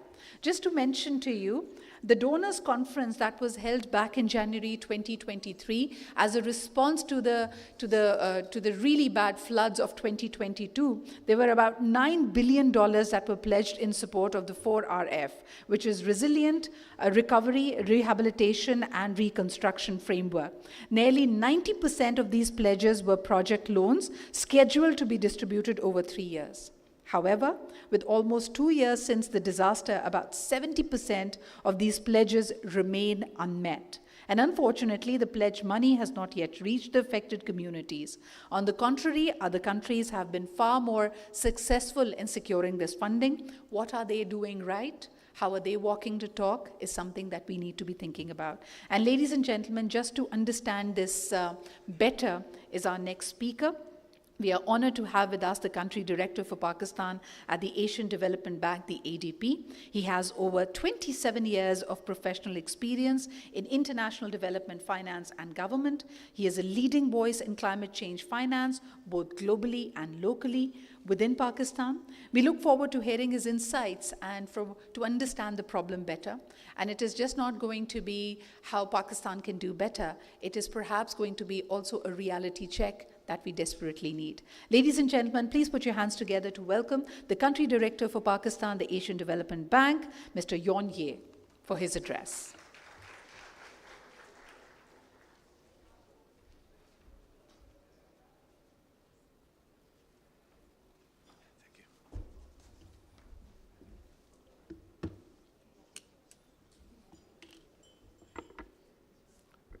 So, good afternoon. Her Excellency High Commissioner Ms. Nestle Scano, distinguished guests, esteemed participants, a very good afternoon again to all of you.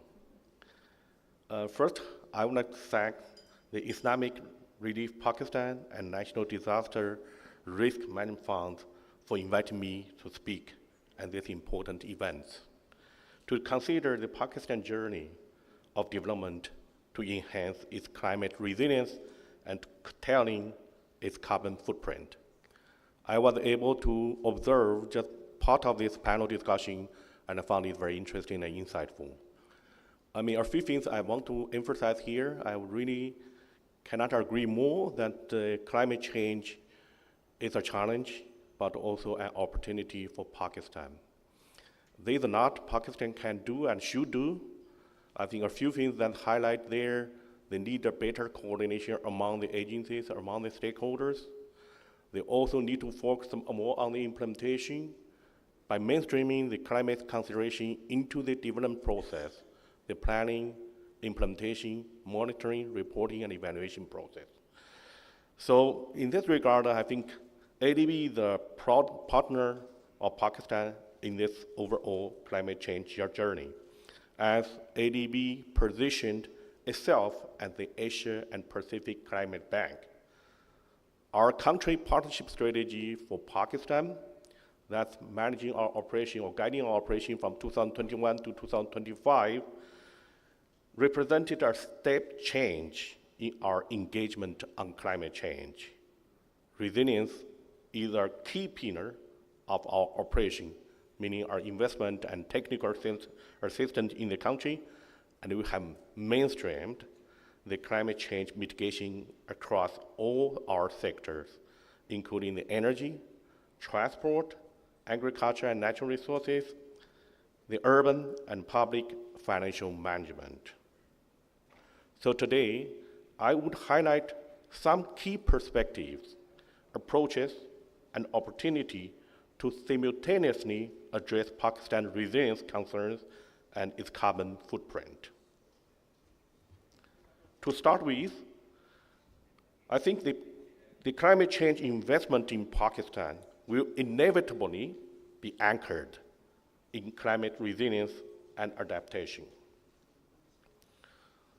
Just now, we also heard from the panelists, Pakistan is routinely cited as among the most vulnerable countries to the climate change.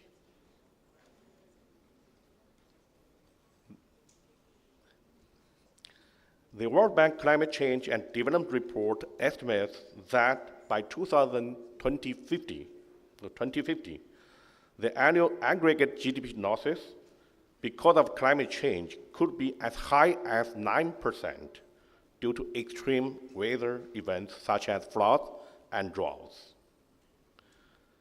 ADB flagship program called the Climate and Disaster Resilience Enhancement Program planned for this year will serve as the anchor program for ADB activities in climate change adaptation and resilience in Pakistan.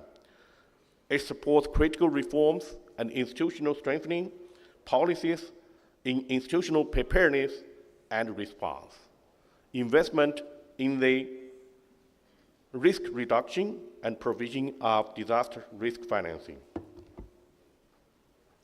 The program aims to provide a platform for coordinated engagement, not just by ADB, but also other development partners, government, and private sector in resilience.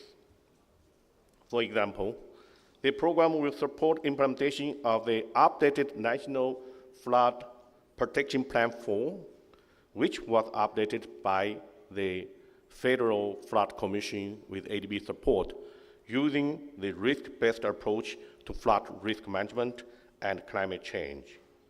Now ADB, along with other development partners, is planning several investments under this plan in the areas of torrents, early warning system, and coastal flood management and protection. In addition, ADB's technical assistance is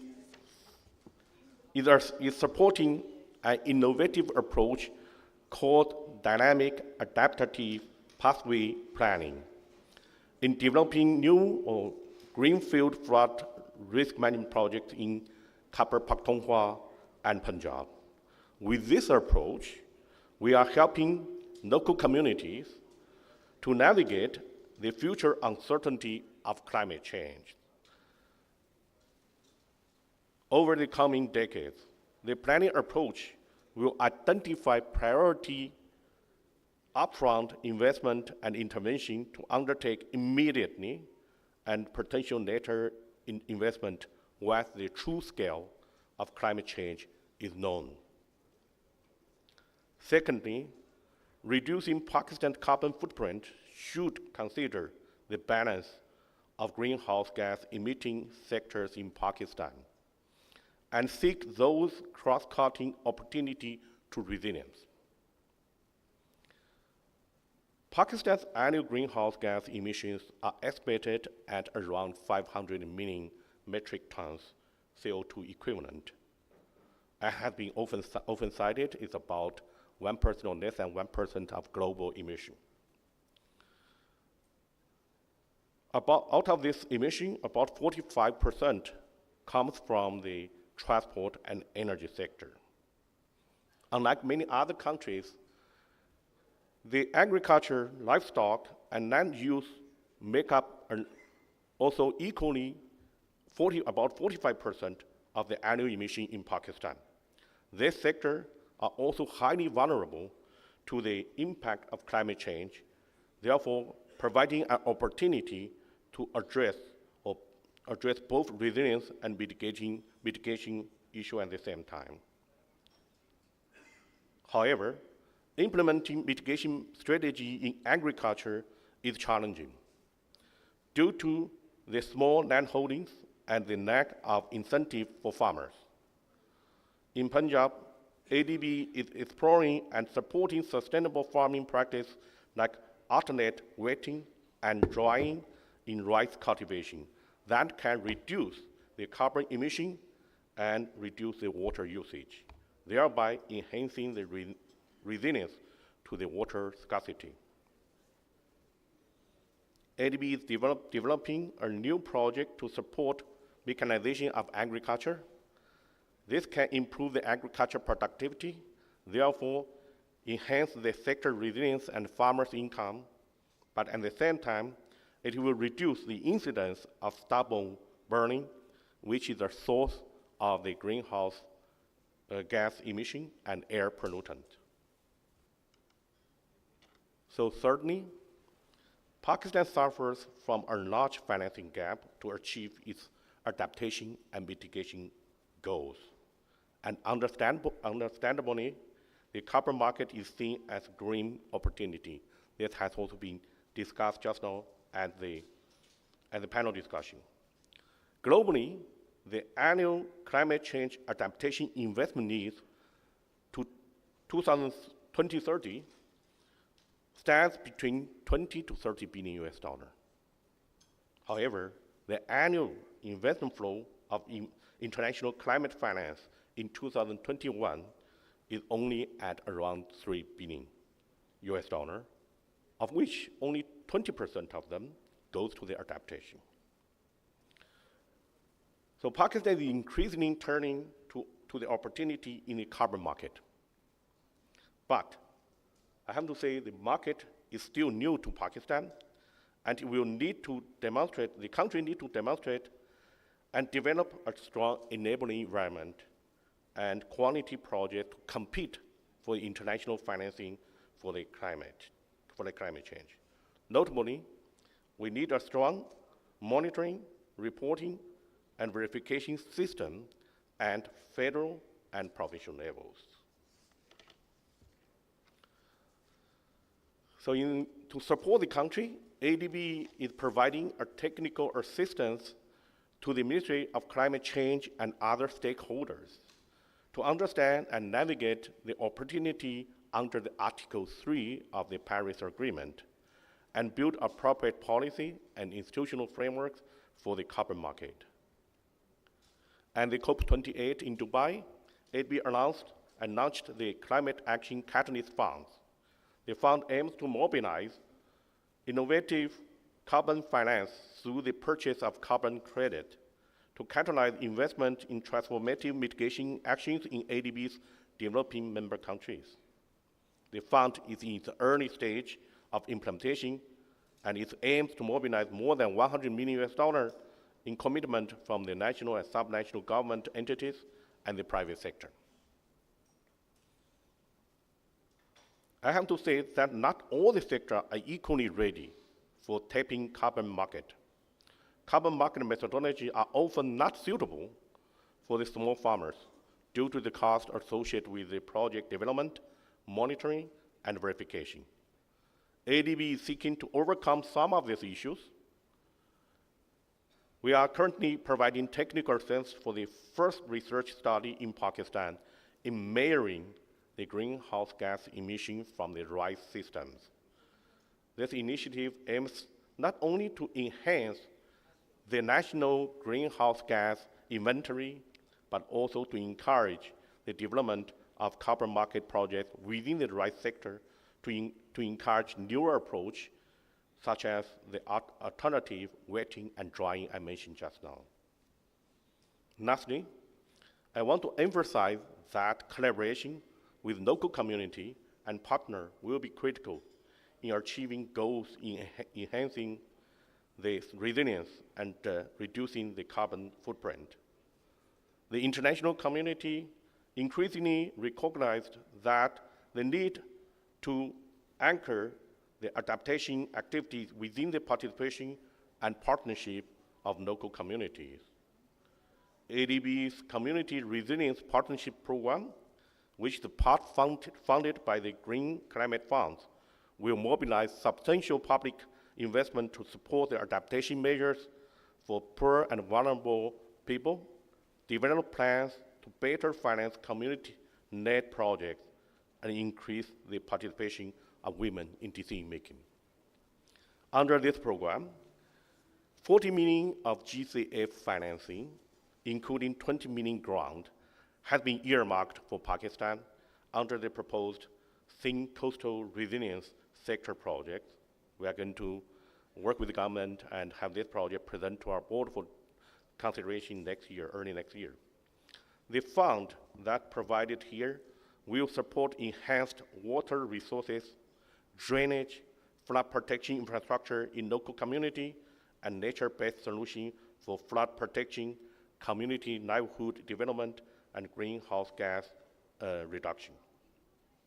Likewise, ADB's Thin Emergency Housing Reconstruction Project, part of our commitment to support the country to come out from the 2022 floods, will support reconstruction of housing and community-led settlement improvement in wake of the 2022 floods. Implementation will support by the NGOs on the ground, working with local community to identify and implement priority water, sanitation and hygiene, essential infrastructure, and livelihood recovery projects. I also want to say that the community can also support long-term sustainability of mitigation investment by partnering on operation and maintenance. For example, since 2027, ADB has a project called Access to the Clean Energy Project. The program has support community to install off-grid mini and micro hydropower, which in turn is owned and operated by the community themselves. The program engaged an NGO to support the community undertake site selection and feasibility study for constructing small hydropower plants with capacity less than 1 megawatts to cater for their electricity needs of the community. After 3 years of initial operation by the contractor, selected community members were trained to take over the operation, building ownership and empowerment for the community. Backup support is being provided by the Provincial Energy Department. So far, over 300 of such plants have been constructed in 17 districts of Khyber Pakhtunkhwa. In addition, regional cooperation platform to which Pakistan belongs to, such as the Central Asia Regional Economic Cooperation or the CARIC, also gave rise to opportunities that can be tapped, such as no-carbon energy, transport solutions, and disaster risk financing instrument. Under the CARIC, ADB is supporting the development of regional risk pool. This may help the development and uptake of no-cost insurance products in agriculture and other sectors to enhance the resilience to disaster events. So thank you again for this invitation to share ADB's perspectives and approaches. I look forward to work with all of you for your continued partnership in enhancing the resilience of those most in need in Pakistan and reducing the country's footprint under the continued economic development. Thank you.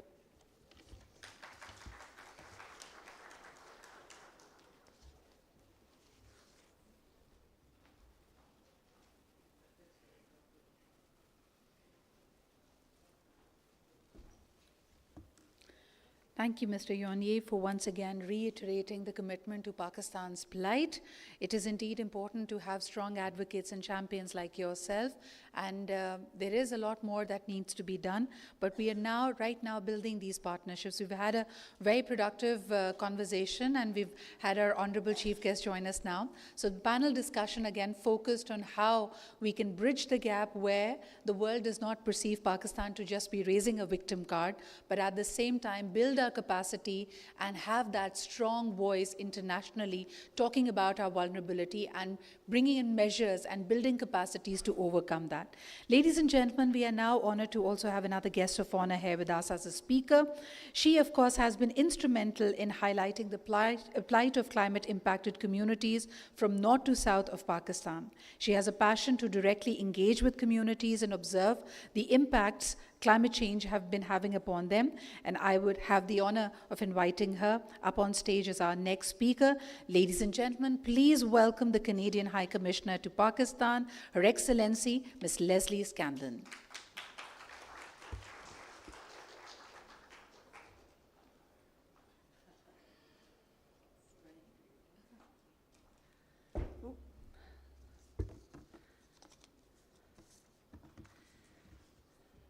Distinguished guests, Assalamu alaikum. Senator Rehman, as Sidra said, you are certainly a strong voice. It's very good to see you here. Distinguished panelists, fellow diplomats, honored guests, and friends, of course, from Islamic Relief. It is a great pleasure to be with you here today.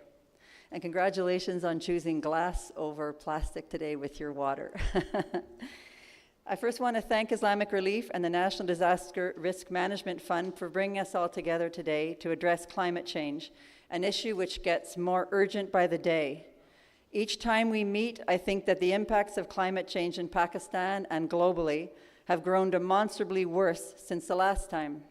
And new climate crises continue to emerge, For example, as we are all very aware, a major heat wave has caused over half of Pakistan's school-aged children to miss school.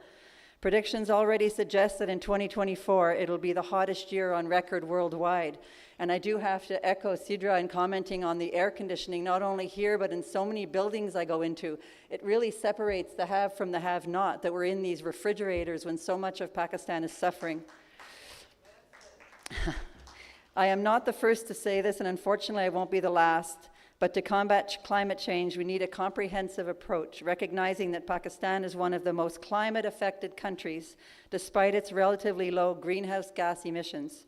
That is why climate financing to Pakistan from countries like Canada is so vital. First, we must respond quickly to disasters with relief aid, and after the 2022 floods, Canada committed 58 million Canadian dollars, with 33 million for immediate life-saving needs and recovery, and the additional 25 during the Geneva conference, which I must say, and in reference to earlier comments, Canada's money is all on target to be spent, so I know that not all of the money is on track, but Canada is on track. We are grateful to trusted partners like Islamic Relief for ensuring timely action. Next, we need long-term strategies to combat climate change and build community resilience against future shocks. Canada is committed to supporting such climate action in developing countries. In 2021, we pledged $5.3 billion over 5 years to help developing countries transition to low-carbon, climate-resilient, nature-positive, and inclusive sustainable development. This commitment includes dedicating 40% of funding to climate adaptation projects and a minimum of 20% to projects that leverage nature-based solutions and contribute to biodiversity. Aligning with Canada's feminist international assistance policy, at least 80% of climate finance projects integrate gender equality considerations, recognizing women and girls as primary agents of change. To date, Canada has committed over $1 billion to the Green Climate Fund, GCF, and serves as one of its board members. I am pleased to note that the GCF has approved 7 projects in Pakistan, totaling $249 million US. Some of these projects focus on adaptation and resilience, including agriculture, ecosystem-based adaptation, and Himalayan glacial lake outburst flood risk reduction in Gilgit-Baltistan and KPK. Other projects address climate change mitigation, helping Pakistan transition to renewable energy and decarbonize transportation. As a cyclist, I must say I don't use a lot of carbon because I use my bike everywhere I go in the enclave. And my daughter and I were doing a lot of distance cycling in the city of Islamabad. You can do a good 40K if you head out Jinnah Avenue on the road to Rawalpindi and head back. Fighting climate change at its source is crucial, and why Pakistan is not a significant global warming contributor. The World Bank reports the country is on a high growth trajectory of carbon emissions linked to fossil fuel use, contributing to fiscal stress and worsening air pollution. Canada recognizes the challenges developing countries face in accessing climate finance. As a GCF board member, Canada has advocated for increased support to build local authorities' capacity and readiness to implement climate projects and meet GCF funding requirements. To date, the GCF has allocated over $5 million US for readiness activities in Pakistan. And as Dr. Salman mentioned on the panel, good project planning is crucial for good climate project delivery. And having key watershed moments to measure the success is crucial. So I couldn't agree more with that. Now, in addition to providing essential financing for climate action in developing countries, we need to go further and change the incentive structure that drives unsustainable fossil fuel emissions. As this event is an opportunity to share ideas and collaborate, I would like to share some of Canada's experience pushing for this paradigm shift, specifically through the innovative policy tool of carbon pricing, and there was a good question on carbon credits earlier. Carbon pricing is one of the most effective tools to combat climate change. By putting a price on carbon emissions, we create financial incentives for businesses and individuals to reduce their carbon footprint, encouraging cleaner technologies and fuels and driving the transition to a low-carbon economy. Canada has been a leader in carbon pricing, implementing a nationwide system that ensures industries pay for their emissions while remaining competitive. Revenue from carbon pricing is returned to households and communities in rebates, making it a fair and effective system. In Canada, 80% of households received more money from these rebates than they spend on extra fuel charges. But our efforts don't stop at our borders. In 2021, Canada announced the Global Carbon Pricing Challenge, an initiative aimed at expanding carbon pricing worldwide with a goal of covering 60% of global emissions by 2030. To date, over 10 countries have joined. By collaborating with other nations, we aim to drive down greenhouse gases on an international scale. This global approach amplifies our impact, ensuring that efforts in one country support and reinforce those in others. Transitioning to a low-carbon economy is challenging, with many aspects of climate change to address simultaneously. However, the cost of inaction is far greater. Climate change threatens our health, security, and prosperity. By acting now, we can build a sustainable future for all. The fight against climate change is a shared responsibility. Governments, businesses, and individuals must all play their part. And like many of you, I have visited many climate projects in Pakistan, including very low-cost solutions in Chitral, where you've got a very small micro-hydro electrical plant, which was mentioned earlier by my predecessor. And these are the whole community now has power 24/7, and so you've got young women working for Amazon and Google from their workstation in this village in the middle of nowhere, and they're staying in their community and they're bringing money into their community, and it's because of this little hydro plant. Everywhere I go, I'm amazed by what I'm seeing. So we can all contribute, and solutions are there. It's a question of implementing them. Prior to leaving Pakistan, I was ambassador to Poland, where I led the team to a gold award for environmental sustainability, the first Canadian embassy in the entire network to achieve this. We're working on the same plan here in Islamabad, and we're hoping that the Canadian High Commission also gets a recognition for being to reducing our footprint here in Pakistan. You can follow me on Twitter, X, to see our progress. Akhir mein, akhki guftagu mein Canada, ko shamil karne ke liye Islamic Relief and Disaster Risk Management ka ek bar phir te e dil se shukriya ada karti hoon. और मौसमियाती तब्दीली पे गुफ्तगू के लिए तमाम शुराका का भी शुक्रिया अदा करती हूँ. Thank you for your attention.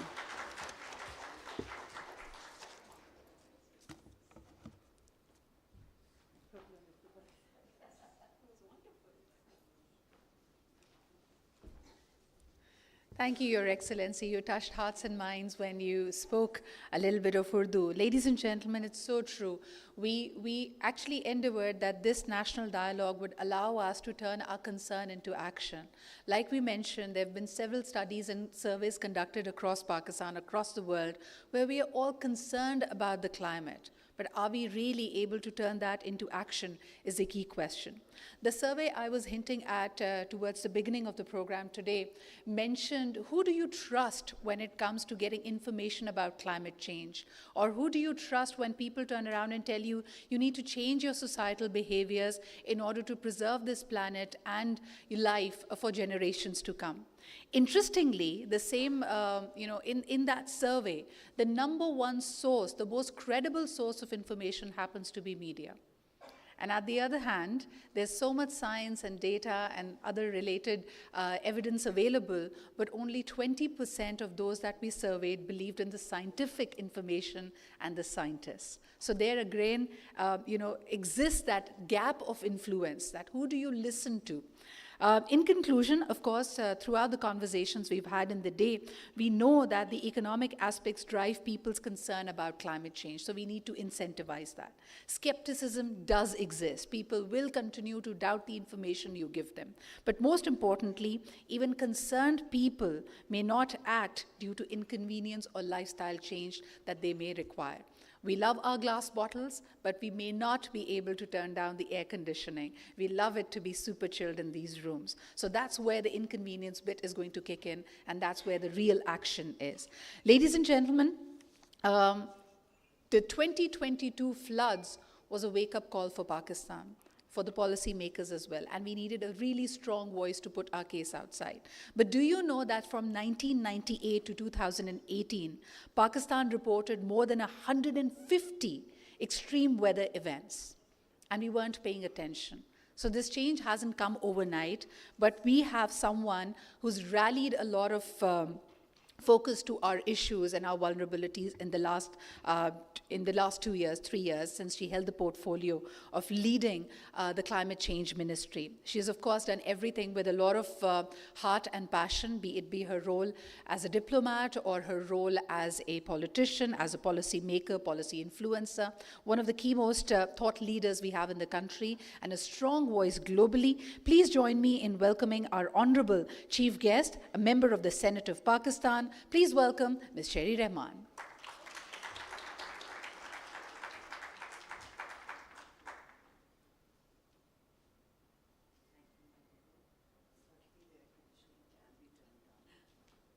Why can't they turn it down?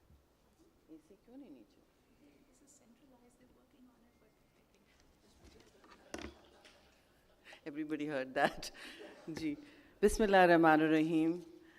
Distinguished guests, ladies and gentlemen, first of all, let me thank our host, Asif Ali Shirazi, the country director of Islamic Relief, who does a heavy lift all across the year, especially when there is disaster on the ground. And so thank you for doing this. And also their co-host, Mr. Bilal Anwar, NDRMF, and I have worked with him in both the ministry and outside, and I see that they're holding up the climate and environment flag in Pakistan very strongly. So congratulations to you, and please keep up the good work. Voices are resonant. And thank you to Ambassador, Her Excellency High Commissioner Leslie Scanlon for her thoughts from the heart, and of course the ADB CEO, who has always been supporting voice and influence in Pakistan for all our endeavors. Now, you know, I looked at the name of this conference and I thought to myself, what says Road to Climate Resilience and Reducing Our Carbon Footprint. Well, you're not reducing your carbon footprint by this high air conditioning. You're also sending out a message, and I underscore what speakers before me, particularly Ms. Scanlon, has said, that we are not just adding to our carbon footprint, we are adding inauthenticity to our task, because what we say, we must at least be doing. And certainly, Serena Hotels has in their control the capacity to reduce this air conditioning. We do not need it. We do not need the high chill needed. And I think there has to be a concerted effort to keeping temperatures at a certain standard. I recall that when we were in the first PEP government, just to save energy, those days climate change wasn't a big issue to 2008. All air conditioning was kept at 26 degrees by rule and by government decree. So government offices all had to keep their air conditioning at 26 degrees. In fact, we could not turn on the air conditioning until 11 a.m. I remember Prime Minister Yusuf Raza Gilani suffering through an international interview with a lot of searchlights on his face, you know, those lights, at 10 a.m. I was information minister, and we sweltered through it. I said, we can't break our own rule. We couldn't change the timing. So I think what matters is commitment. I don't mean to anecdotally drive this, but I think it's important to connect our public conversations to action on the ground, as Sidra just mentioned. And it's very important for communities and individuals to start looking at their carbon footprint, their own carbon footprint. And I would request NDRMF to perhaps find a way, an easy way for students, companies, individuals, households, schools, all entities operating, at least to start with the urban sector. We already know that automobiles emit about 40% of our pollution and emission. So let's see what our carbon count is. Let's create an easy to calculate index or tool to measure our carbon footprint. As individuals start clocking in their carbon footprint and how much they consume, what they use in a day, perhaps even their air miles, then we realize what we are using up. So I think that is one of the tools even students would be very happy to assist in working on, and that's something I've heard on the ground.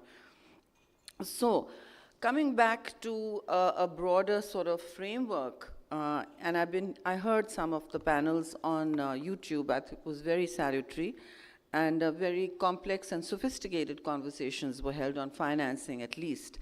But I think what we need to do is I'm going to point towards a few broad themes that set the trend in what is happening in the world today, and as well as Pakistan, because this is one conversation that must connect from local to global. Climate is one conversation that must connect from province to local to national to global, because climate knows no barriers. When it changes, it can impact people and communities anywhere in the world. You've just seen a cyclone hit Bangladesh, and you're seeing many more changes. Pakistan is in the middle of a debilitating, scorching heat wave. We are at 53 degrees yesterday or day before, as per PMD records, 53 degrees centigrade in Mohenjo-daro. Now that's the seat of one of the most ancient civilizations in the world, baking at 53 degrees. I would sometimes be tempted to say that's not fit for human, doesn't support human life. And it really doesn't, because much of the vegetation in that area is almost incinerated. I've seen a video where they're showing the vegetables and the vegetation on the ground actually bursting. I've never seen anything like it before. And I reckon we will be seeing many images of unprecedented stress on the planet and Earth's and our communities' resources. So the stress is not going anywhere. And I think change is what we need to understand. Now, climate functionality, if we are working towards reducing our carbon footprint, I think that's very commendable, very important. And for that, the crux of the matter, the pivot, is fossil fuel emissions. Methane emissions are also following. They can be pretty lethal, and they will start entering everybody's toolkit soon. I mean, they should over here, because mostly they emit from landfills and agricultural production. But what we need to understand is Pakistan's transition from fossil fuels is quite doable. If we're going to talk about reducing our footprint, we have a large amount of solar capacity and a huge amount of wind capacity, particularly all the way through the Sindh coastal areas, Jhampir, and some parts of even lower Sindh. Most of those are still underutilized. Part of the problem is our aging grid, which cannot take on a great deal of renewables anymore because there's no space, and also the incentive structures that are in place for solarization. Now, Pakistan is blessed with this sun, uninterrupted sun, right? So it's a challenge when it's hot, but it's also an asset. Every challenge has an opportunity attached to it, the other side of the coin, if you look at it, every crisis. And here, I think, is the path forward. There are many countries, if you look at the internet, who are also, sorry, I'm getting a little echo over here, who are also, who are now fully renewable, sometimes a whole day. Yes, you need base load to be picked up in the night sometimes by the traditional fuels, but there are many countries who are now advertising their capacity and ability to spend an entire week on renewables. Now that's big news, and it's a big transition. And I believe countries like Pakistan can also transition to that. High Commissioner Scanlon mentioned Chitral, small projects, hydel projects. They're spread all over the Khyber Pakhtunkhwa and in all the northwest, Gilgit-Baltistan, everywhere. Small, medium, large hydel projects. What worries me is certainly in Gilgit-Baltistan, climate change puts these at risk also. Why? Because of the glacial melt. When we have outburst floods, the glacial lake outburst floods, the first thing to go are the small and medium hydel plants, which are lifesavers for the community. They power change, they power education, they power light, they power modernity for those areas. So it's, you know, like there is one good thing happening, and then, you know, while you're mitigating risk by telling communities how to move away when those glacial lake outburst floods hit us, because Pakistan is home to the largest amount of glaciers outside the North Pole, 7,000 or so, those are melting fast. And they're not melting because of our emissions. Make no mistake. I'm not going to say that that is what is happening. It is not. This is a global trend. Many countries are seeing their glaciers beginning to disappear, but we have one of the highest, and in terms of both density and heights. So what they do is they provide their own ecosystem. And that ecosystem is changing and sometimes becomes very dangerous for communities that have lived for thousands of years in those valleys. They know no better, but they are able to move away in time. So countless lives are saved thanks to Pakistan's risk reduction on that particular. This is also risk reduction. And it's called a GLOF 1, 2, 3 program, supported by the UNDP, getting a free plug here, but they do the work, and so does the Pakistan community. So we've trained the communities. These are so far low-cost measures. But when these communities move, I notice the bridges go down like toothpicks. The infrastructure goes down, and most hit, if you ever revisit those areas, you find that all the hydel plants have gone. So the business and agenda of reinvention, rehabilitation, rebuilding, restoration, and trying to stay sustainable at the same time is not easy. For this, I want to say that resilience is not a one-size-fits-all definition or challenge. And like adaptation, it needs to reflect the particular needs of the local community and the terrain it is addressing. I see that we are talking globally constantly now about resilience, and it's sometimes seen as coterminous with adaptation, but it's not. It's not. Whereas here I think the conference has very cleverly and smartly tried to cover a lot of ground by saying reduce your carbon footprint but also be resilient. There are two, for Pakistan, are not necessarily hugely related. There is a convergence between developing resilience and reducing your carbon footprint. Of course there is. But make no mistake, if Pakistan reduces its carbon footprint to 0, there will still be scorching global warming. Why? Because the fossil fuel industry all over the world has not. It is well on its trajectory to 2.5 degrees centigrade or 3 degrees at the current modeling, at the current scientific modeling. And we're not particularly adding to it. That does not mean that we don't reduce our fiscal dependence on imported dirty fuel. We should do that anyway because we have the resources. We will reduce local pollution as well. And of course, make our contribution to the global, to the global commitment on carbon footprint reduction. Now we've done that. That's our mitigation commitment, and that's our ambition. We're okay on that, but I think we need to do more. But who needs to do more? I will not let go of this conversation. This is not a victim conversation.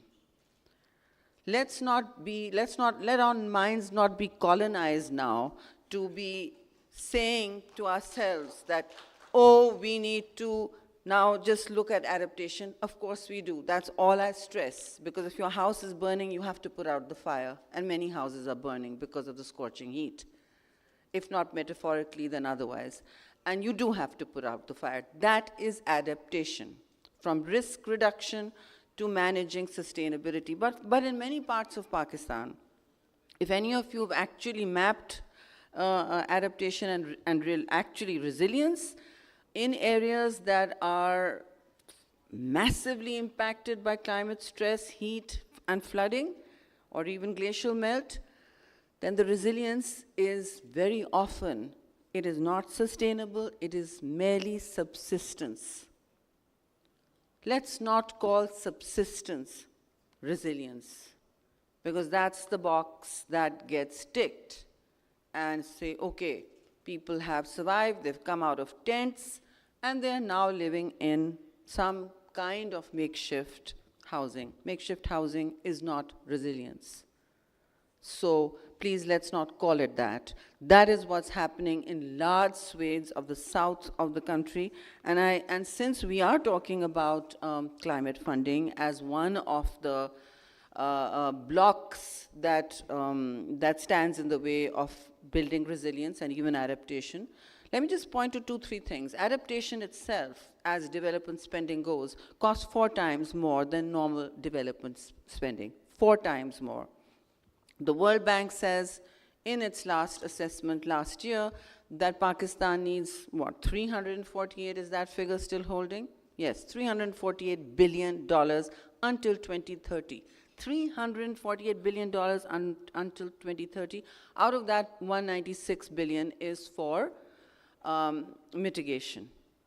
Where is that money going to come from? So this is not a pie-in-the-sky conversation when we say that climate financing, let alone capacity, yes, we may not have the capacity to utilize it, but bring it here and it will be utilized by communities. I am telling you, if it goes straight to communities through less and less project financing roadblocks, which is how it goes, then it will be used. If you stand out as, if you sit in a round table at any international conversation on climate financing, even the last COP, everyone was like, yes, let's find ways to unlock private and public financing. Why is it locked in the first place? I'm sick and tired of this buzzword, let's unlock private financing. Well, newsflash, private financing does not rush to the headlines. There is not much evidence of it over the years in a disaster zone, to invest in a disaster zone. Private financing, like the benign beast it is, requires profits. Capitalism will not yield the ultimate solutions. It's part of the problem. We are not moving away from the market, but we need to understand that the market isn't alone going to solve the problems, and stops throwing private finance to us as a panacea for not doling out, unlocking the public funds that were committed since Paris onwards and 2019 onwards. None of those commitments have been met. And if there isn't public money, let's not pretend we are being victims by demanding that. Loss and damage is a very real conversation. There are constant damages and there are constant losses. It's a real conversation, and please don't let go of it as some kind of unattainable ideal. Because if you don't put a bar on a conversation or a dialogue or an ask or an ambition, you will be left scrapping at the bottom for what's left over. Right now, what is left over? What is left over is asks to assist oneself. I think we need to do that, because we can't keep on saying, look, someone's lit up my house or ignited my house. We still have to put that fire out. But let's not lose sight of the headline here. The headline is that the fossil fuel industry is growing and growing. Its emissions are growing. The global warming is growing while we wring our hands. And the profits are growing. The subsidies are growing too. They don't get mentioned. It's politically incorrect. 7 trillion in subsidies to the fossil fuel industry. I think that would solve most of the Indo-Pacific's 80 billion people who will be impacted by more than 80 million by 2050, by just global warming. Indo-Pacific is in the front line. Pakistan is in the front line of the front line. So vanguard countries don't need to apologize. It is not a victim conversation. It is the right conversation to have. And it is a conversation that links you to the global momentum on climate justice, climate stress, biodiversity losses, and of course, the pollution solutions that people are looking for. Pollution is something that actually is locally created and is something that we can actually address. Now, the first battle we can fight on the ground is the battle against plastics. And that is a very real one. So Serena has gone to glass because we had a conversation about it about a year and a half ago at a huge conference where I said, please don't make us speak on climate stress and ramp up the air conditioning and tell us, it was heating at that time, overheated, and tell us that plastic is okay. It's not. It's just not, because nobody's recycling it. And now the big myth all over the world is that 9% is barely being recycled in some of the most developed countries. So recycling's been a myth. It's all sitting in the oceans or as microplastics in your diet. And here we are addicted to one more thing that my generation of baby boomers produced. So, and we're leaving this as a very deadly legacy of forever chemicals. Plastic is the forever chemical. And we don't even know how much we use it. We are so used to seeing it in every form that we have stopped asking the questions. It is so much part of our lives that just to start seeing it as the substance it is, as the toxin it is, will take a new lens. So I don't want to waste my time here talking about things that others have already spoken better than me. I do want to say that action begins at home. It really does, which means using less water because you're going to be water scarce by 2025. Today, somebody sent me a graphic of how Mexico City is rationing its water. Tomorrow, Delhi will be rationing its water. That's just down the road. We have borders, but climate change will not withstand any of that border. It will go right past it. So I think we need to be real in understanding what we ask for. We need to understand that Pakistan does not have the science-based cohorts needed from our universities and in our public sector, even our private sector, to create the level of change we need to fight this at a complex, multidimensional level, to create the norms and standard for adaptation for every province, for every community. Because norms and standards in the science world are the DNA of adaptation as well as resilience. So that is very much needed, and I think that this kind of gathering should spur us towards thinking about how we can actually grow towards a culture of green thinking, green action, and sustainable behavior in our own homes and offices. It is don't wait for the government to tell you. Do it yourself. That is how climate change actually gets fought or combated. So, and also, don't stop engaging with people, and the private sector and the markets are running our economy, so they too have to be part of the solution. I think they're perfectly willing if they're given some enabling structure. And I mean, I'll give you two stories of resilience, again from the private sector. People were speaking here about pricing carbon, good, and also speaking about how our carbon markets can be mobilized to unlock more money. And so our carbon markets are not mobilized yet. But there's a limit to them, believe it or not. Pakistan's mangroves are almost all in, because they're in Sindh, they're in one of the world's largest Delta Blue project. Sindh is monetizing it and plowing it back into green jobs and regrowth of those mangroves. I don't need to go into the virtues of mangroves here, because as you know that one mangrove is absorbs 4 times more carbon than a regular tree, which incidentally the regular trees got burnt badly for one of the worst blistering fires we saw in the Margala Hills the last few weeks. This is local. It can't all be a desktop conversation.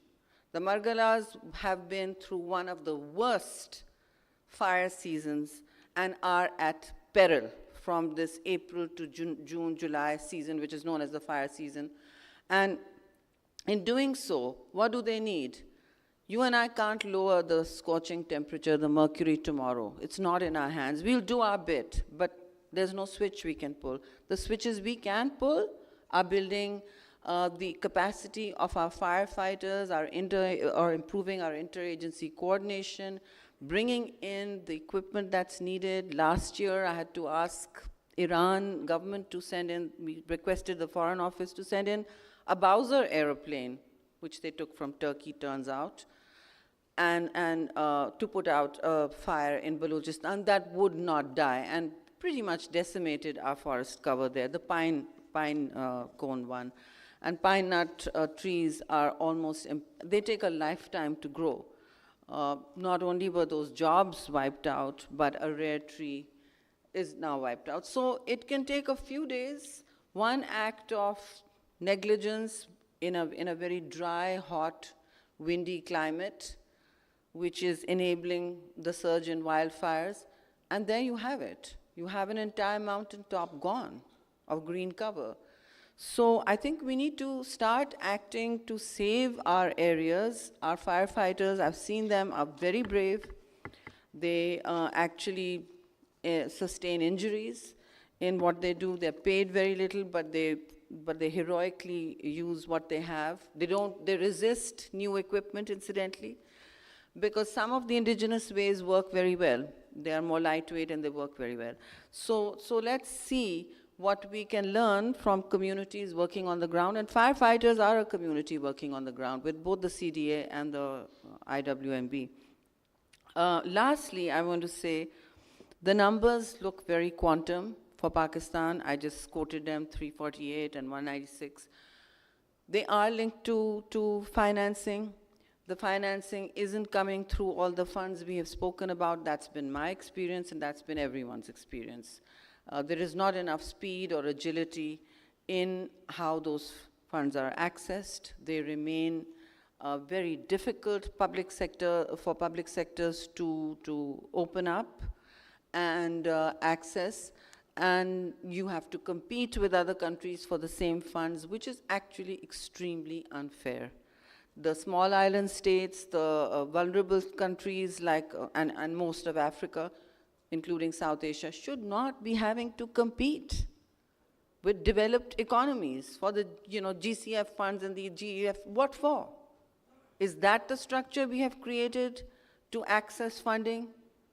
It's by the time those funds come in, NDRMF will tell you, everybody in this front row knows, by the time those funds comes in, the front line has changed. The specifics on the ground, the TORs for which the project was created have changed. We are in a period of accelerated climate stress, and unwieldy, inaccessible, red-taped funds, packaged in red tapes, are not going to work for countries like Pakistan. They bring in sometimes money that is too late, or the project has actually moved on. There's already been a disaster in that area. So I think these are the things that you need to talk about. Don't let it go. This is not a victim conversation. You're entitled to those funds. You are a victim of that, and therefore you're entitled to those funds. Seeking an entitlement is never a victim conversation, either from your own government, your community, or the global north. So thank you very much for that.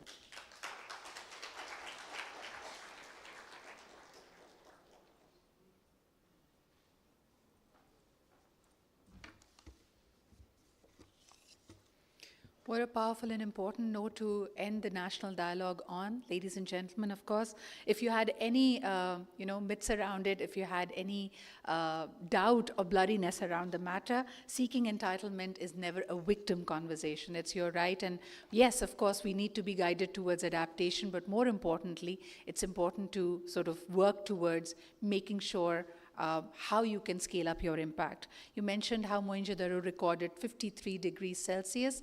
Delhi yesterday was at 55 degrees Celsius. And the heat field, the heat index in Iran has crossed 66 degrees Celsius. That is absolutely unbearable and almost unthinkable sitting in this room, but that's the conversation we need to have. Ladies and gentlemen, before we close, may I request all our distinguished speakers and our honorable guests of honor and chief guest to please join us for a group photograph. Please put your hands together to welcome our chief guest, Ms. Sherry Rahman, up on stage again. May I request Her Excellency Leslie Scanlon, the High Commissioner of Canada to Pakistan, to please join us up on stage.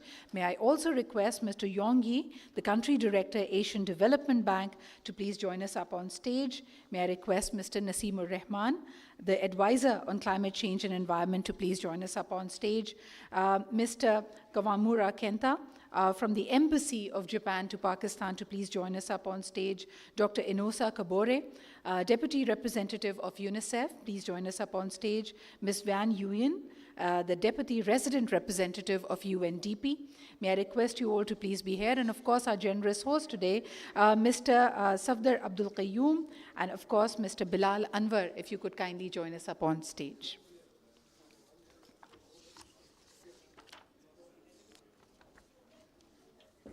Ladies and gentlemen, the heat index, it was the field.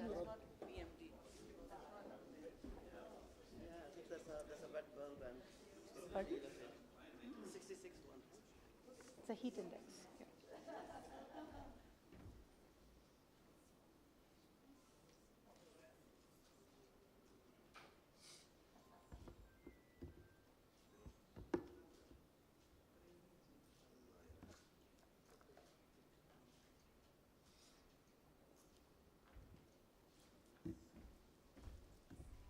Ladies and gentlemen, may I also request our contributors and the other panelists present in the room to please join us up on stage.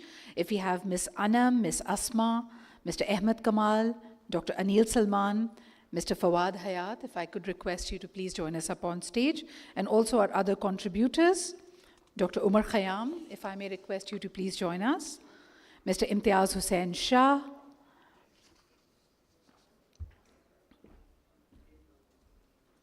Dr. Safdar Mohammad Rafiq, Mr. Nadeemur Rahman, Mr. Riaz Ahmad Wagan. May I request you to please join us for a group photograph.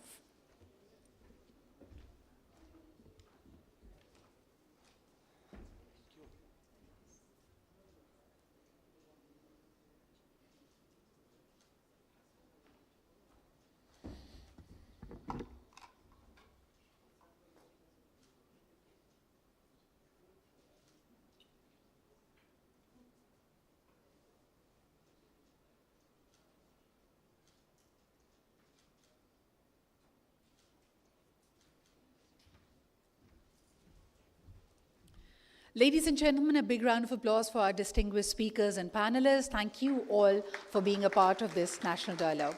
May I request you to kindly take your seats?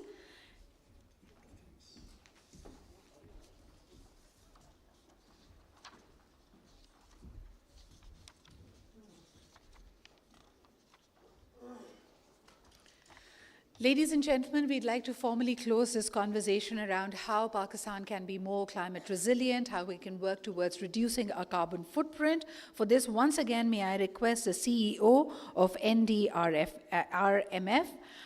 who has been pivotal. His passion to see Pakistan to be more resilient and adaptive is incomparable. Please join me in welcoming the CEO of NDRMF for his vote of thanks in concluding this national dialogue. Please welcome Mr. Bilal Anwar.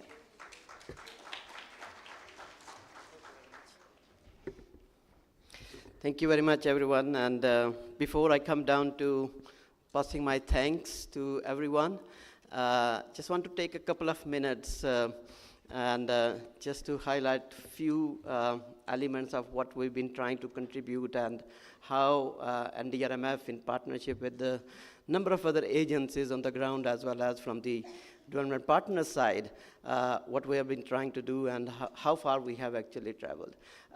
Thank you very much for Madam Sherry Rahman for shaking the already shaken souls, and that's why we are here. I think this today's session, as we hold a lot of events and a lot of sessions and a lot of dialogues in rooms like this, which are either too cold or either too hot, depending on which part of the season we are in. And we do hold a lot of talks and share ideas, share our views, our passion as well. But there's a little story behind today's session. And this basically originated out of it when we started in NDRMF. We started looking into it, how much we're doing and how we are actually contributing into the resilience building, which is the mandate of NDRMF. And after having spent $450 million US for a number of initiatives, a number of the projects, either in the flood protection, early warning systems, and building the resilient infrastructure, a number of other areas.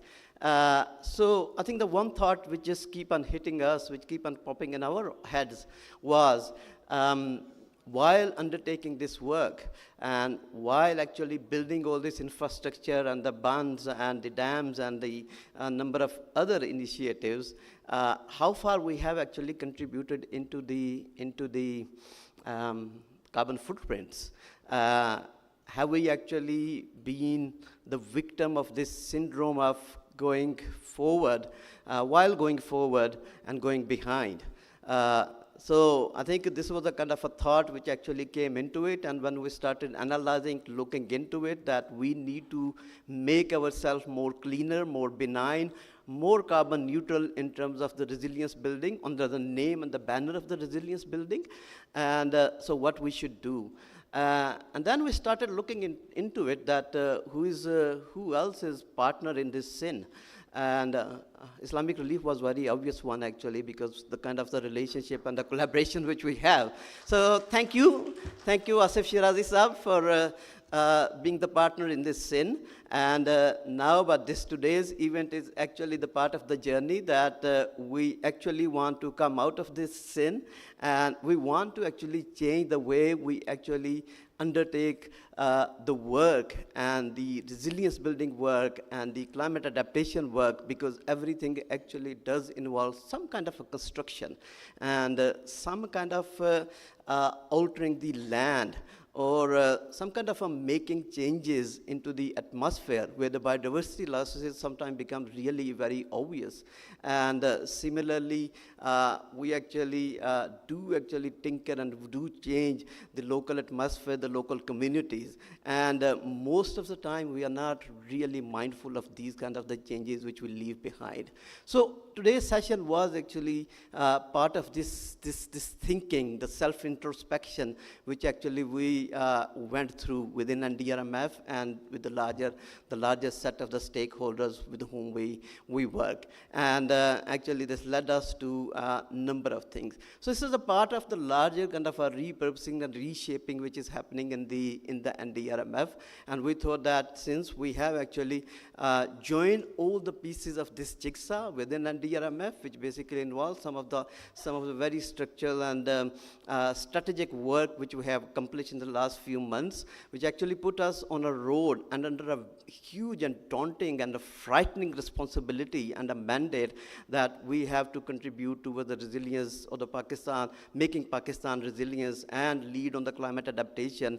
And we have to use all the tricks and the tools which are out there, which has been internationally adopted, which are practiced, and how we can actually bring them down to the Pakistan. Climate justice, adaptation, climate financing, a number of, there were some very valuable questions which are asked from the audience and the concerns which were raised, and the discussion which actually happened on the stage within the panel.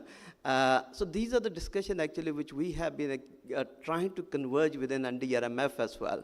And we came up with a brand new 10-year business strategy for NDRMF, which actually give us a very clear pathway in moving ahead under very clearly stated 4 strategic objectives. And some of the discussions which were happening, some of the challenges and the issues which Madam Shari Rahman raised, they somehow are very much tightly sharply, neatly reflected in our business strategy. I don't know how did it happen. Maybe the all great minds think alike. So that might be the reason behind it. I have absolutely no idea. Or maybe these are the very similar challenges which Pakistan is facing, like every other country or every other developing country in the world. So for us to really drift too far away from these kind of challenges was literally impossible for us. So that's one of the reasons. There was a bit of a discussion about climate financing and some of the other elements which actually did happen, and there was a very specific question about the capacity constraints. Once again, this has not been formally announced yet, but it is going to be announced in the coming days, and actually you'll be listening and you'll be hearing a lot of noise in the social media that the Pakistan's first national disaster financing strategy has been approved. And this is the work which NDRMF was actually leading for the last 5-6 years. And this strategy has been approved by our board. And now we have been given the mandate to start implementing this strategy. So some of the innovative financing instruments, for example, the parametric insurance, CAT DDOs, climate bonds, reserve funds, a number of other areas, they are very much part of that particular strategy, and NDRMF has been given the mandate to be the central secretariat as well as the custodian for the implementation of the strategy in collaboration with Ministry of Climate Change, Ministry of Finance, EAD, a number of other initiatives, other ministries who are actually been helping and supporting us in this initiative. Similarly, we are just about to kickstart the PPF, the project preparation facility, and this is again the part of our business strategy, and the PPF is exclusively designed to actually address the capacity constraints which we have been discussing for quite some time across the board within the country in a kind of a sustainable manner. So it has the elements for having a pipeline of robust pipeline of the projects which actually is complying and addressing the challenges as well as complying with the requirements of GCF and a number of other international climate financial institutions. I would also like to take this opportunity to thank the number of the development partners who have been helping us and assisting, and have been working very, very closely with them, especially the Asian Development Bank, similarly World Bank, Islamic Development Bank, UNDP, and a number of others with whom actually we benefited a lot. And they not only been kind of coming forward with the financial support, but they've been the most instrumental part has been the technical assistance, the experiences they've been bringing from the region as well as from the world, and we have greatly benefited from those experiences in terms of refining our approaches, our methodologies, and our implementation strategies. The 3-year investment plan for NDRMF is now ready and is going to be going to the board for its final approval. It actually covers almost every single aspect which we have been discussing here and which we have been discussing in the previous kind of sessions as well, and a very large kind of a consultation process which we held with a number of the stakeholders as well. It's a very challenging, it's extremely ambitious, and so we'll be reaching out to all of you for supporting us in this endeavor and this challenge. But today's event in this background and context, I think that was the very first event for us. We were in Lahore yesterday and we held an event with the private sector, and I was actually repeating very similar kind of things which I said here, so that today's job was a bit easier actually, just actually replicated from yesterday. But I think we've seen a lot of response, a positive response coming from the private sector as well. So I think given all the challenges and sometimes this kind of cliche we find in Pakistan that the government is not coming forward, we're not getting the right kind of support, but I think what we are seeing is the challenge is there, and I think the commitment to work is there, and the commitment to work in a collaborative fashion is there as well. That's what we are seeing from across the board, and this is the kind of a spirit which we are taking forward. So thank you very much, everyone, and it's been a wonderful event since this morning, insightful discussions. I thank you, IRP, I thank you, ADB, and I thank all of you, and I particularly thank you to Madam Shari Rahman, to whom I look up all the time, and I guide myself how to work together. Thank you very much.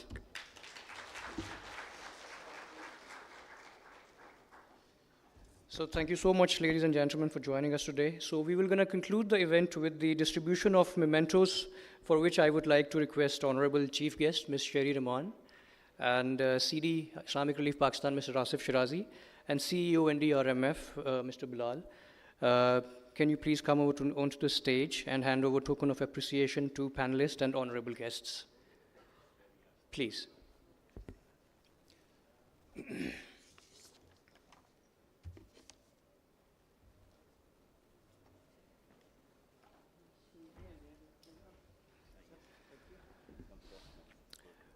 We will going to start off with Ms. Anam Shabir from GIZ.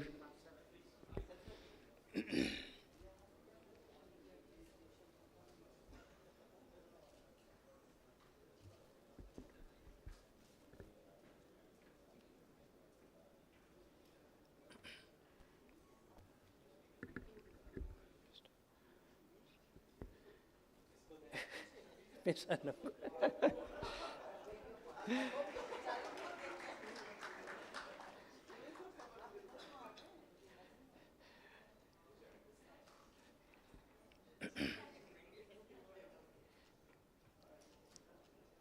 Ms.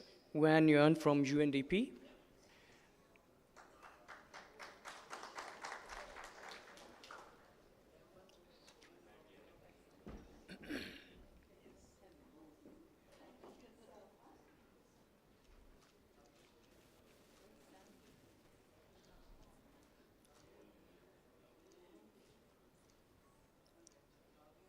Ms. Sidra Iqbal, who was the master of the ceremony today. Thank you, Sidra.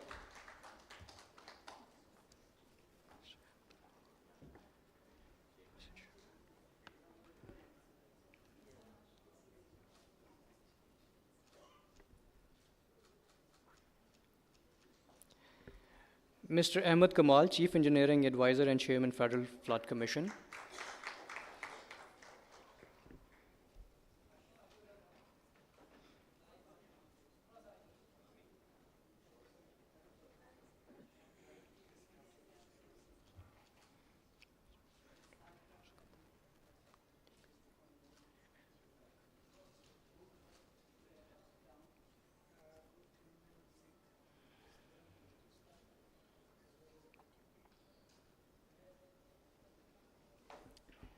Dr. Inosa Kabure, the Deputy Representative from UNICEF, Pakistan.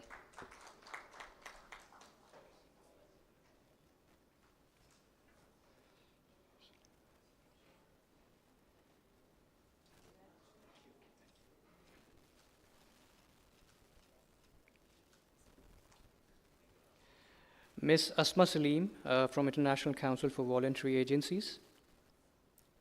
If she's not around, Dr. Anil Salman, Islamabad Policy Research Institute.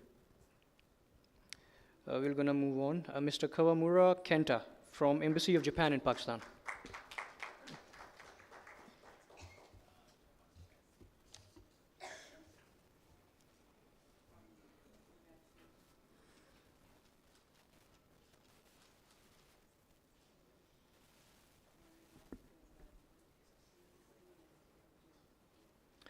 Mr. Fawad Hayat, Head of Climate Change at NDRMF.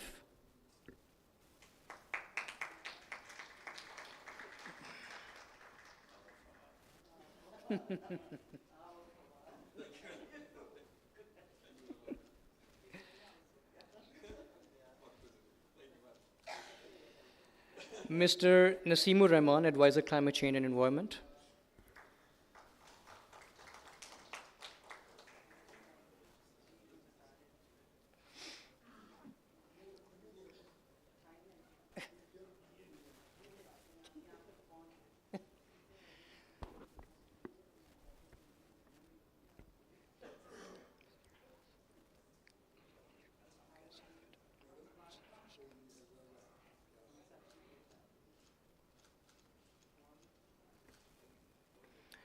Mr. Riaz Ahmed Wagan, Chief Conservator, Sindh Forest Department.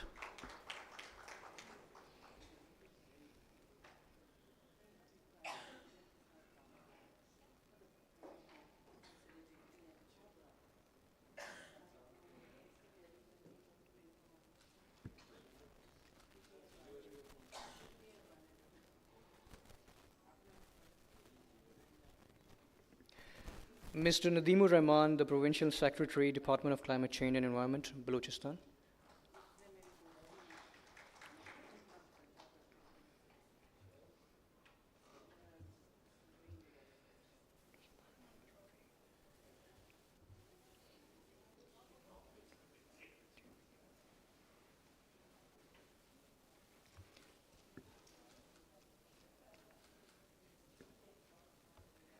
Dr. Sardar Mohammad Rafiq, Deputy Director, Focal Person, Climate Change, Environmental Protection Agency.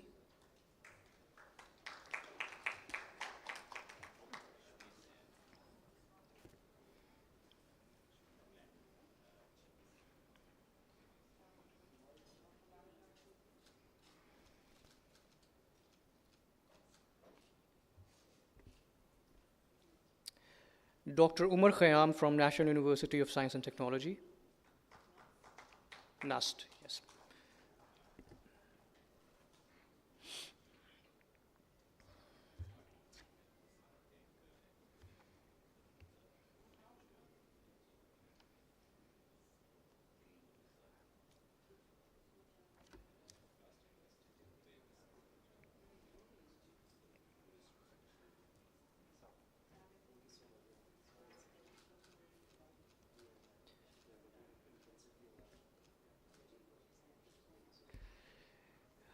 Mr. Syed Yasir, Global Wash Specialist for IMC. He traveled from London to Pakistan for this event.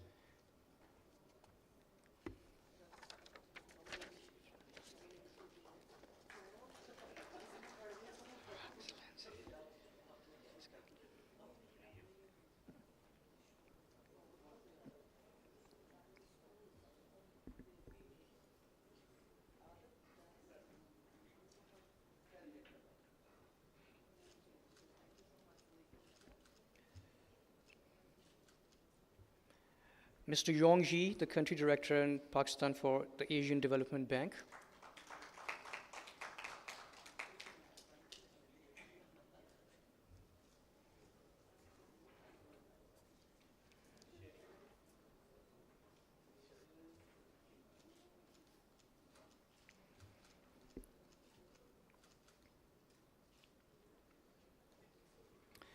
Her Excellency, Ms. Leslie Scanlon.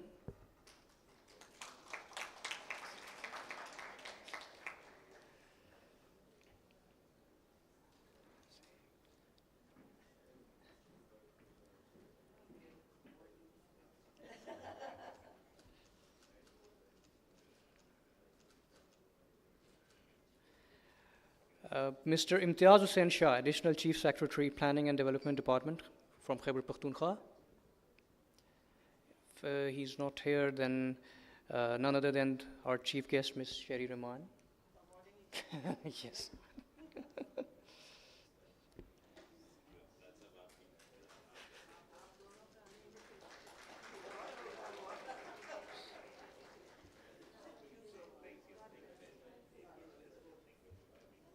Thank you so much. Thank you so much.